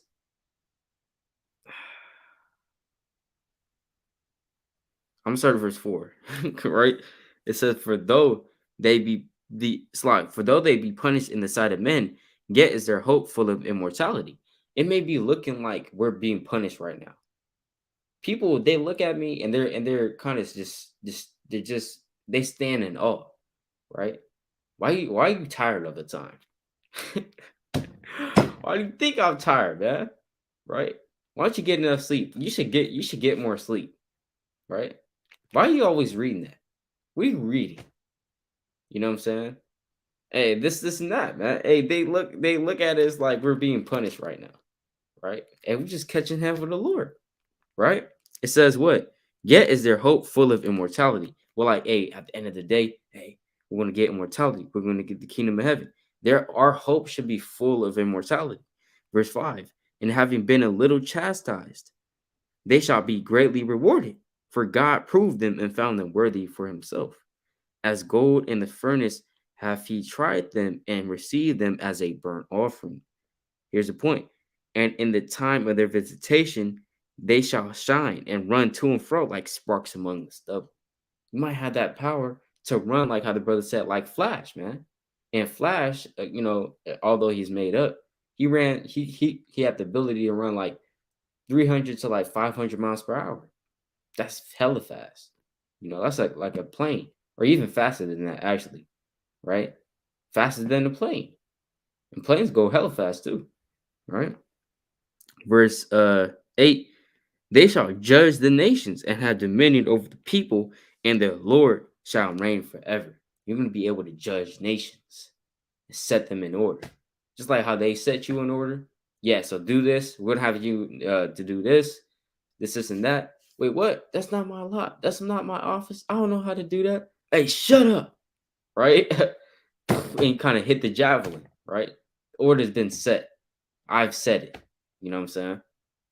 And hey, they're gonna have to bow down unto you, man. They're gonna have to follow every ordinance, every statute that you set up in the name of Yahawah, right? But Khan, you got it. Khan. And you know, Jake can't be no judges right now, man. They can't be no ruler right now. It'll probably go to their head. They forget the law, statute, commandments. If Right, our righteous forefathers, you know, back then in time of First and Second Kings, it was righteous and they forgot the law, statute, commandments. How much more now with Jake nowadays, man? You know, right, things of that nature. But like the brother's saying though, you know, you're gonna have that wisdom now to understanding. When you read what's it called? First Kings chapter 3, Solomon, he made a good decree. He made a what's it called? A very wise decree on whose baby is which. It's a famous judgment. You know, a lot of people, they was put in that situation, they won't be able to know how to deal with that issue. You know, you gotta have some type of wisdom, knowledge, and understanding, and equity. You know, and stuff like that when you're a judge and when you're a ruler. I'm trying to right. look for this one precept, but if I can't find it, then you know it's of the Lord though. You know, Lord willing, I can find it in due season. But I think I found it. Let me see. I think I found it. I think this is it. Isaiah, it might not be it, but it's straight though. Isaiah chapter 32 and verse 1, and it reads, "Behold, a king shall reign in righteousness, and princes shall rule in judgment." So when you rule, you gotta rule in righteousness. You shouldn't be ruling in wickedness. You might be a ruler, you might be a judge, you know, a prince in this thing, and you have a certain matter come to you. You know, that matter, it might be hard, it might be a small matter, or you know, if you're a prince, it's gonna be more of the large, you know, the big matters and things in that nature. And you have to know the law in this thing. That's why it's a law that the kings have to read the law, you know, all the times that they're kings. Basically, they have to keep reading the law, so when you know they know how to give just judgment. Because if you give bad judgment and you kill the person that's righteous, hey, that blood is upon your head, man. Like even David, let me get a preacher real quick. He was known as the angel of God, and that represents you. In that day, when you're in the kingdom of heaven, you're gonna be known as an angel of God. You know, discerning evil and good. You know, let me get that. I think that's 2 Samuel 14. This is the book of 2 Samuel, chapter 14, and verse 17. And it reads, "Then thine handmaid said, the word of my Lord, the king, shall now be comfortable. For as an angel of God, so is my Lord the king to discern good and bad. Therefore, the Lord thy God will be with thee." And in that day, you're going to be like an angel of God discerning good and bad. You might have Esau, because Esau is slick, man. He uses his tongue to deceive you. Let me get that real quick, man. First Maccabees 7. There's many precepts on that. You know, Psalms 55 and 21. First Maccabees 1 and 30. You know, Sirach, 12 and verse 10. Never trust thine enemy, man. You know, there's many precepts to show you that, you know, Esau, he's a deceitful bastard. But That's let me right. get this real quick. In First Maccabees 7 and verse 26. And it reads, "Then the king sent Nicanor, one of his honorable princes, a man that bare deadly hate unto Israel, with commandment to destroy the people. So Nicanor came to Jerusalem with a great force, and sent unto Judas and his brethren deceitfully with friendly words, saying." So you might have a matter in Esau. He's trying to be deceitful. I didn't do that. This really happened. You know, according to the law, he might even try to bring the law out. According to the law, I did what was right. But he don't know what's going on. He's butchering the law. But you being that king, that prince, or whatever, you have the discernment of good and evil. Guess what? You already know what's going on. Guess what? You're guilty by death of guilt. I don't know. Whatever, however you want to put him to death. Boom, and it is what it is. Now it might be an uproar and things of that nature, but hey, man, you know what you're talking about. You know the law. But my point is that you know even in spiritual bodies, you're not gonna have no one get the up on you, lying to you, and things of that nature. You're gonna have that ability to discern good and evil. Because even when you read slow, I don't want to be wrong-winded. Because hey, man, people nowadays in this fleshly bodies, man, it's we're nobody. I'm gonna say it like that. I'm nobody, man. All right. That's right. Let me get this Yeah. real quick on Jonah. They couldn't even discern between their left and right hand. Paraphrasing. Mm-hmm.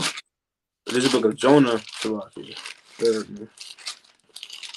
Jonah chapter 4 and verse 11, and it reads, "And shall not I spare Nineveh, that great city, wherein are more than 60,000 persons that cannot discern between their right hand and their left hand, and also much cattle." So you got some people that don't know what to do in certain situations.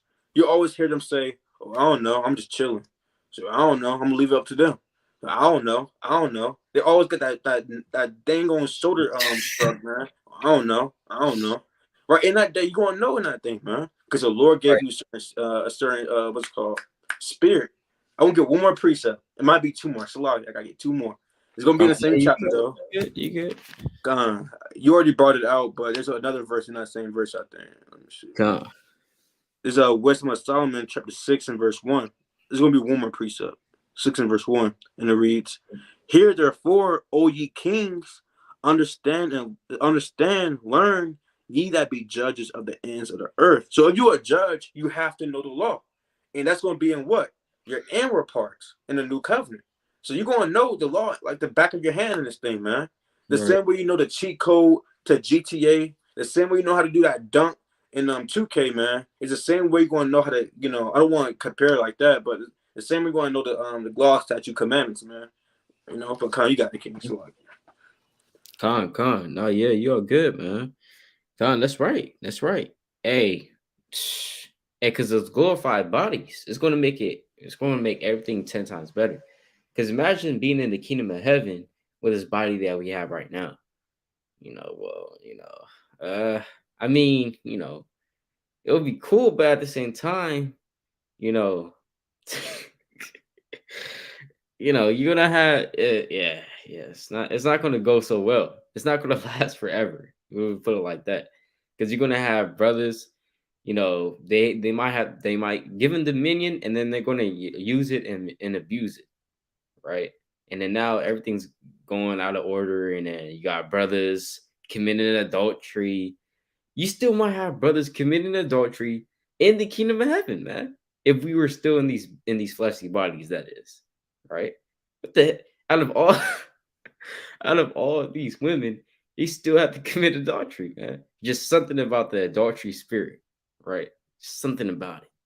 Something about laying down with other men's wives, man. That's wicked. That's off, right? But hey, Khan. So that's why we need these glorified bodies, man. And we're gonna have them in the kingdom of heaven, right? Lord will know part of that number that actually gets to put it on, right, and be transformed in that thing. Second Corinthians chapter 5, verse 1, where I want to get this. It says, "For we know that if our earthly house of this tabernacle were dissolved, we have a building of God, in house not made with hand, eternal in the heavens."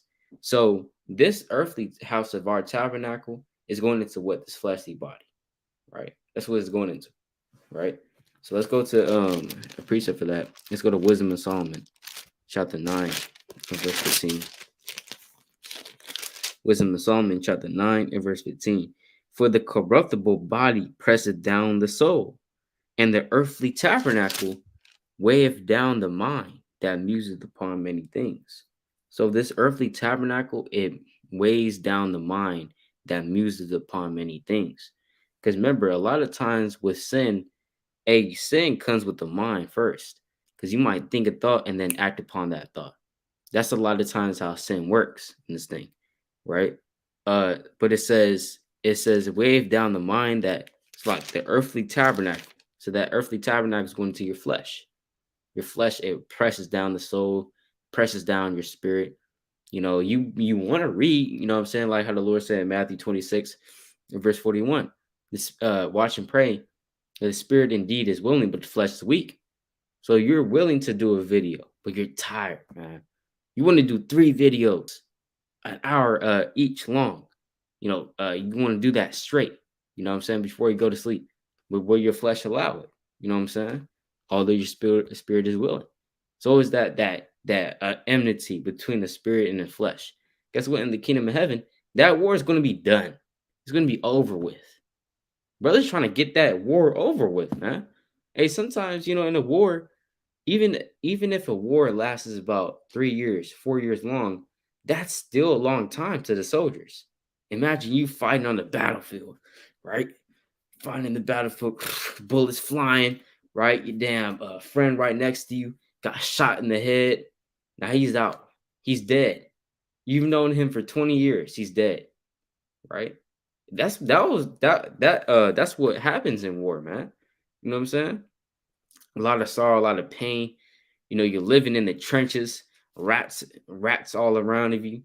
You can't get enough food. You know what I'm saying? Can't see your wife, can't see your parents. You don't know what they're at. Your wife might be committing adultery. You don't know. You're in a foreign country somewhere.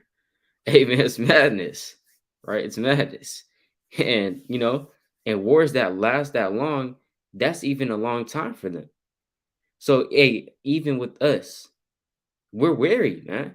You know, we're wary of fighting. We're wary of damn, you know what I'm saying, waking up every day, have to go to work, have to do this, have to do that. We're just trying to get it over with, right? But Khan, look, I want to go back to that real quick. 2 Corinthians chapter 5. So like, what preached about that in Wisdom of Solomon, King? Khan, that was Wisdom of Solomon 9 and 15, I believe. All right, Khan. Khan. Yeah, Khan. Yeah, that, you know, Khan, that's a good precept right there. But yeah, right. 2 Corinthians chapter 5 and verse 1. So we have a building of the Most High, and house not made with hand, eternal in the heavens. What is that house not made with hand? I mean, it's not a physical house that a person actually built, right? It's not a mansion or anything like that. Or well, it's a mansion on a spiritual level, John 14 and 1 on down. It's not, but it's not going into an actual house. It's going into your spiritual body, right? Verse 2. For in this we groan earnestly, desiring to be clothed upon with our house, which is from heaven. If so be that being clothed we shall not be found naked. For we that are in this tabernacle do groan, being burdened, not for that we would be unclothed, but clothed upon, that mortality might be swallowed up of life. So we desire to be clothed upon that glorious body, and desiring to be clothed upon that glorious body in that glorious estate, that's also coinciding with the kingdom, because you're not going to get it until the kingdom is, you know, literally established, right? You're not going to get it then. You're going to get it when you pass under the bond of the covenant. At that point in time, you know what I'm saying, you're going to have that dominion. Well, you're not going to have all of it, right? Because things still have to happen, right, in the order of prophecy. But at that point in time, you know what I'm saying, literally, the old things have passed away, all things have become new at that point, right? But Khan, you got it, King. Khan. Yeah, we're gonna be the Lord. We're gonna have the same, you know, glorified bodies, you know, the same estate as the Lord in this thing, because we're gonna receive we're the joint heirs, you know, with the Lord. He get the Right. preeminence because he's the firstborn, and the firstborn always get the preeminence. But we're joint heirs too. You know, we're going to get the same thing, kind of, you know, a little lower. We're going to get the same things as Yahawashi too, man. And you know, Yahawashi getting a lot, you know, and that's what he has in store for his people. You know, like we said before, stop thinking wherever Esau tells you, that's it, and it is what it is, you know, and things of that nature, right? What's it called? Let me just get this precept real quick. Let me get Isaiah chapter 64, the classic, in Isaiah 64 and verse 4. You know, the Lord has things prepared for you that you don't even know about, that I don't even know about. This brother right here, this mighty brother right here, he don't even know about it, man. I don't care if you what's it called, got your diploma, you got your bachelor's degree, a doctorate degree. You don't know what's going on with the Lord, man. You can't search him out. Even in the kingdom of heaven, there's still gonna be secrets. I'm led to believe there's still gonna be secrets slowly being revealed, even thousands and thousands of years in the kingdom of heaven, man. The Lord has so many secrets that you don't know about, you know, and that what makes him the Most High God too, you know. Right. This is the book of Isaiah, chapter 64 and verse 64, and it reads, "For since the beginning of the world, men have not heard, nor perceived by the ear, neither hath the eye seen, O God, beside thee, what he hath prepared for him that waited for him." You see that? So no man has ever heard or seen what the Lord has prepared for him that waited for him. You haven't seen all the Lord's works in this thing, whether it be Mm-hmm. spiritual bodies, whether it be gold and material, whether it be slaves and things of that nature, whether it be wisdom, knowledge, and understanding, the head of manna. You don't know what's going on. This is but like 1%. This 1%, man. But that's all. Mm-hmm. Con, that's right. That's right, man. Yeah. Yeah. whatever, whatever, whatever you imagine or think about that, okay, the kingdom of heaven might have this, might have that. Hey, it's more than that. You know what I'm saying? It's even more than that. And that's what's crazy. Hey, the Lord's like, hey, you haven't even seen nothing, man. You haven't seen anything. Because we might look up these various places like what's a people want to go to like Bora Bora, right? Like Bora Bora, they think that's like paradise, you know, like Bora Bora, Esau out there with the fishes. See, this is his kingdom right here, right? This is Esau's kingdom. It's going to be more than this. The kingdom of heaven is going to be more than this, man. It's going to be more than that, right? What's another place like? Hawaii. Yeah, it's on Hawaii. Right? Yeah, Hawaii. I mean, it's beautiful and all, but the thing is, it's going to be more than that, though. Right? It's going to be more than that. Right? I'm going to try to look up paradise. Right? Paradise, man. It's like I want to say one thing too, and they might get a 3-day vacation, and after that they gotta go back to work. So that's Esau's kingdom for you, man. We're gonna have rest forever, man. Mm-hmm. Con, you got it. That's all. Con, that's right. That's right. That's right. You gotta, a week, 1 week off. Work if even if you can get that, and then you go to Hawaii, spend all this money on Hawaii, and then you have to go back to work. So it's just madness. It's madness. This is what people think paradise is.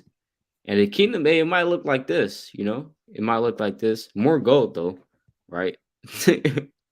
more gold, more silver, more crystals, I'm led to believe. But even if you have the wildest imaginations, it's still going to be more than that, Still going to be more than that, man. Hey,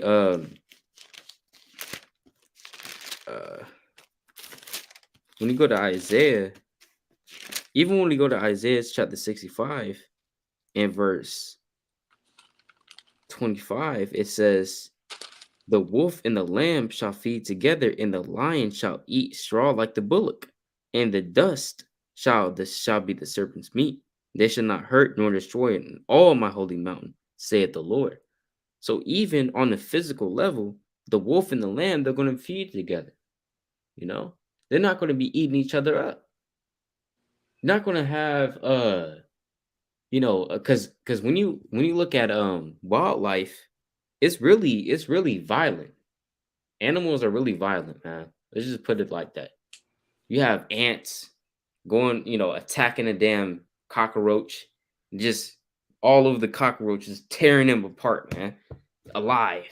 That's crazy, Or you might have creatures, they fall into the spider's web, and the spider kind of comes out, right, and then wraps it around, and then stings it with the poison, and then what the poison does is it essentially, with certain poisons, the venom goes into their bodies and it destroys everything in it makes everything mushy inside their body. So it decomposes literally all the organs and whatnot. It makes it like a mushy substance. That's crazy. Well, it's not crazy, but it's like damn, you know what I'm saying? Like, that's violent, right? Animal life is violent. Got hyenas, lion chasing after a hyena, attacking it. It's like a survival of the fittest. Right. But all that other stuff, from the beginning of the creation, it was not so, man. It was peace upon earth, man. It was peace, and it's going to come back to that same state, you know. But yeah, you know. So all praise to the Most High, man. You had any other precepts? Just like there's so many precepts, like Yeah, you can still go into even we really even didn't touch on slavery, man. Like yeah, so that's many right. precepts. So Like, many precepts. dang, man, I just want to get one precept done before we start doing our closing precepts. Yeah, you got it. It's just so, yeah, it's just so many precepts. So, but yeah, you got it. This Isaiah, and I like to use this precept. This precept people use for John 3:16. But what about the other level though? The other fold, like Job 11:6, man. The secret to Right. wisdom is double to that which is, paraphrasing. Mm-hmm. But this Isaiah 45 and verse 17, but Israel shall be saved in the Lord with an everlasting salvation. You shall not be ashamed or confounded, world without end. So I'm led to believe that this world, there's no end. Like I keep saying, stop thinking because you see in these textbooks that Esau says that he discovered the whole world. That is true. You go in your world history class, and you see on that map that Earth that they always put out, right? And that's it, right? Everything else is all ocean. There's no more land masses. That's not true. You got to get that out your head. I'm led to believe there's no end on the world, man. And don't think that's impossible. You can't say that. And there's nothing too hard for the Lord, man. Because you got to understand, in the kingdom of heaven, we're going to live forever. So are you telling me that the children of Israel are like the sand of the sea? We're going to have a lot of kids, but the earth is just small. We're going to come back. We're going to compact into the earth where we can't move. Because the Right. Lord didn't really put that in the equation when he made everything. Because the Lord kind of forgot about it. Is that how it's going to go, Yasharala? Or did the Lord, hey, it's a secret, man. It's a secret. Yeah, that's right. See That's that? right. So, you got it. Come on, man. Hey, that's stuff to think about. You know, that's stuff to think about for real. You know, That's why we like to meditate upon the kingdom, because the Lord, he knew what he was doing, man. He knew what he was doing. If the Lord literally laid out everything in the kingdom, then it's not as interesting, right? Like it's interesting. It would be interesting, but it's not as like a it wouldn't be such a mystery, right? The Lord literally laid out everything of the kingdom. The Lord doesn't really get down like that, right? He will give you a little bit and let you feed off that little bit, so yearning for that more. I'm saying, give me the whole pie, man. With that whole pie, just give me crumbs right now, or just give me a little. You just give me one slice. I want the whole pie, right? And He's going to give us that whole pie in the kingdom of heaven, But He's kind of giving us piece by piece, right? That's how the Lord works, right? But Ezekiel, I want to get this. I forgot to even bring this up. Ezekiel 39 verse 10. It says, and this whole thing, but it says, so that they shall take no wood out of the field, neither cut down any out of the forest.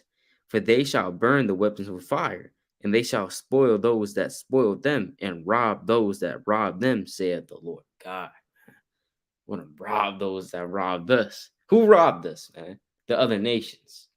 The Edomites, the Moabites, the Ishmaelites, the Hamites, all these other nations robbed us. Well, we're going to be robbing them, man. And the Lord said, I will send for many fishers, and they shall fish them.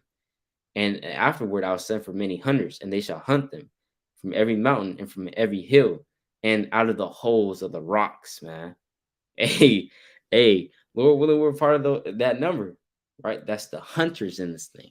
Hunting, man, from every mountain, from every hill. And we're not going to be in a damn straight line going like this. Huh. Like, yeah. You know what I'm saying? We take it back to the so-called prehistoric age. We're just hunters and gatherers, right? Just hunting in a damn straight line like that, man, with a spear in our hand. No, that's not the type of hunter. Wouldn't be hunting. Would be hunting like these how Esau puts it in the movies. Where do you think Esau gets all these ideas from? You know what I'm saying? The X-Men, Dragon Ball Z, right? Naruto, although that's anime. But where did they get this from? I'm pretty sure they even admitted that they kind of get it from the scriptures. You know, that's their inspiration. Yeah, we already knew that, bro. We already knew that because I don't know any other book that talks about all these various things. The glorified bodies, right? The sparks running to and fro, et cetera, right? So it's gonna be like that. You're gonna be like Goku, right? Or you're gonna be like Naruto, having that ability, that power, you know. But also like what's that name? Uh, he was played by Will Smith. It's like Hancock. Yeah, Con Hancock. You might be like him, you know. But Con, yeah. If you got a free tip, you can bring it out. But yeah. That's straight, King. Okay, Con. But yeah. So yeah, we definitely didn't touch on everything still out of all the presets, and we've been going on 2 hours and 10 minutes. So out of all the presets that we brought out, we still haven't touched on everything. So that alone should inspire us, right? But con. Yeah, but at this time, if brothers didn't have anything else, Con. we can. Like I said before, brother said 2 hours and 11 minutes now, and nothing was really planned. Everything is going from the spirit, and that's really the Lord speaking. Because I have, brother probably had precepts written down or something, but it probably didn't go that way. Now it sometimes happen like that. You write down a lesson for a video, you want to do this, that, or third, but it does not go that way, man. Sometimes you hop on. How do you want to do the video? What do you want to talk about first? We always talk about that, then it never happens. It sometimes don't happen sometimes. So yeah. But this is the book of Sirach, chapter 43 and verse 32, and it reads, "There are yet hid greater things than these be, for we have seen but a few of his works." So we only see a few of the Lord's works, just a few. So you gotta keep your mind on that. In the kingdom of heaven, a lot of things gonna be shown to you that, hey, man, you're gonna be happy that you endured into the end. You're gonna be happy that you kept Right. the faith and didn't fall into that temptation. Because let me get one more precept, right? Because the Lord is your reward, man. Stop thinking the kingdom of heaven. A lot of people think the kingdom of heaven, it's gonna be in a clouds. It's gonna be everybody together, and you're gonna be in white robes. Your hands is always like this. Your hands is always like this. Praising and stuff like that, man. That the Lord has flavor in this thing, man. He gonna show you that. He gonna show you something, man. In the kingdom of heaven, Right. But you think you know how to have fun? Hey, guess what? Hey, Lord gonna show you how to have fun. The same way He's called the King of Kings and the Lord of Lords. These kings, they say they're kings, but hey, the Lord gonna show you how to be a king. He gonna show you how to be a Lord, man. He gonna show you how to have a blast in the kingdom of heaven in righteousness. Right. But this is the book of Genesis, chapter 15 and verse 1. After these things, the word of the Lord came unto Abram in a vision, saying, "Fear not, Abram, I am thy shield and thy exceeding great reward," man. So the Lord is your shield and your exceeding great reward. You gotta always remember that, especially in these last days. But Con, you got it, King. Con. Very, very good precepts from the brother, man. Very good points. Oh, I wanted to bring this out real quick before I bring out my closing. I forgot about this precept, Esther chapter 1, right? Esther chapter 1. Let's go to Esther 1 and verse 3, right? It kind of, when I was reading Esther, kind of gave me like little kingdom vibes when I read this, right? On the right hand side, though, Esther chapter 1, verse 3. In the third year of his reign, he made a feast unto all his princes and his servants, the power of Persia and Media, the nobles and the princes of the provinces being before him. So, hey, guess what? Yahawashi, he's going to be throwing a feast, man, for his princes, his servants, right? Verse 4. When he showed the riches of his glorious kingdom, and hey, guess what? Yahawashi is going to be showing him, right? His glorious kingdom. Remember, in the book of Luke, the 12th chapter, the Lord said, "Fear not, little flock, for it is your Father's good pleasure to give you the kingdom." Man, at the end of the day, we're suffering. We're worried about, oh man, is this enough? Are we going to get in? Are we not going to get in? You know what I'm saying? That's all of the Lord. This is and that. Hey, at the end of the day, the Lord came to comfort us. He said, "Fear not, man. It is your Father's good pleasure to give you the kingdom, man." That's very comforting, right? And that gives us hope that we can actually make it in this thing, right? Because the Lord, it's not like, well, yeah, I guess. Like he's not stingy with the kingdom, man. Why would he be stingy? Because the kingdom is full of all good things, right? Wouldn't you want to give that to his children, right? Especially those that obey, right? Verse 4. When he showed the riches of his glorious kingdom and the honor of his excellent majesty, many days, even 180 days, right? And when, right, these days were expired, the king made a feast unto all the people that were present in Shushan the palace, both unto small and great and small, 7 days in the court of the garden of the king's palace, where were white, green, and blue hangings fastened with cords of fine linen, and purple to silver rings, and purple and pillars of marble. So even the heathen have all of this. How much more in the kingdom, right? The beds were of gold and silver, upon a pavement of red and blue and white and black and marble. And they gave them drink in vessels of gold. So we're going to be drinking in vessels of gold, huh? The vessels being diverse one from another. So it's going to be different, right? And it might even have your name on it, right? It might have your a sign on it, right? It might have a picture, whatever. And royal wine in abundance, according to the state of the king. In abundance, man. Not going to be running out of wine, right? Oh, man. Oh, yeah, it's this time of year. It's the famine. We're not going to have famine in the kingdom of heaven, man. All that is done away with, right? Damn. Inflation. I don't think we can afford it this year. It's a lock, yeah, y'all. Yeah. We only have 2 bottles. Hey, bro, that's not going to be happening, right? But I just want to read to verse 8. And the king and the drinking was according to the law. None did compel. For the king had appointed to all the officers of his house that they should do according to every man's pleasure. Hey, it's gonna be like that in the kingdom too. Hey, do what you will, do what you want, man. Because obviously you're not going to go off. So the Lord can be, hey, just do what you want, right? You know, of course in order, but like hey, just do as you will, have fun, right? But yet calm, right? So yeah, I just want to bring that out. Kind of gave me kingdom vibes when I read that, right? So I just want to bring out two side closing real quick. Wisdom of Solomon, chapter 6 and verse 21. If your delight be then in thrones and scepters, O ye kings of the people, honor wisdom, that ye may reign forevermore, man. So if you want to reign in a throne, because I know I want to reign in a throne, man, with a crown on my head and a scepter in my hand, right? And on a throne of gold, I want to do that. So if your delight be in that, we have to honor wisdom so that we may reign evermore, man. Right? And here's the last precept. Baruch chapter 4, verse 25. My children, suffer patiently the wrath that has come upon you from God. So we have to suffer this kingdom patiently. We have to suffer the videos. We have to suffer the exhortations. We have to suffer the afflictions, right? The not getting enough sleep. We have to suffer all these things, man, right? Patiently. For thine enemy have persecuted thee, but shortly thou shalt see his destruction and shalt tread upon his neck.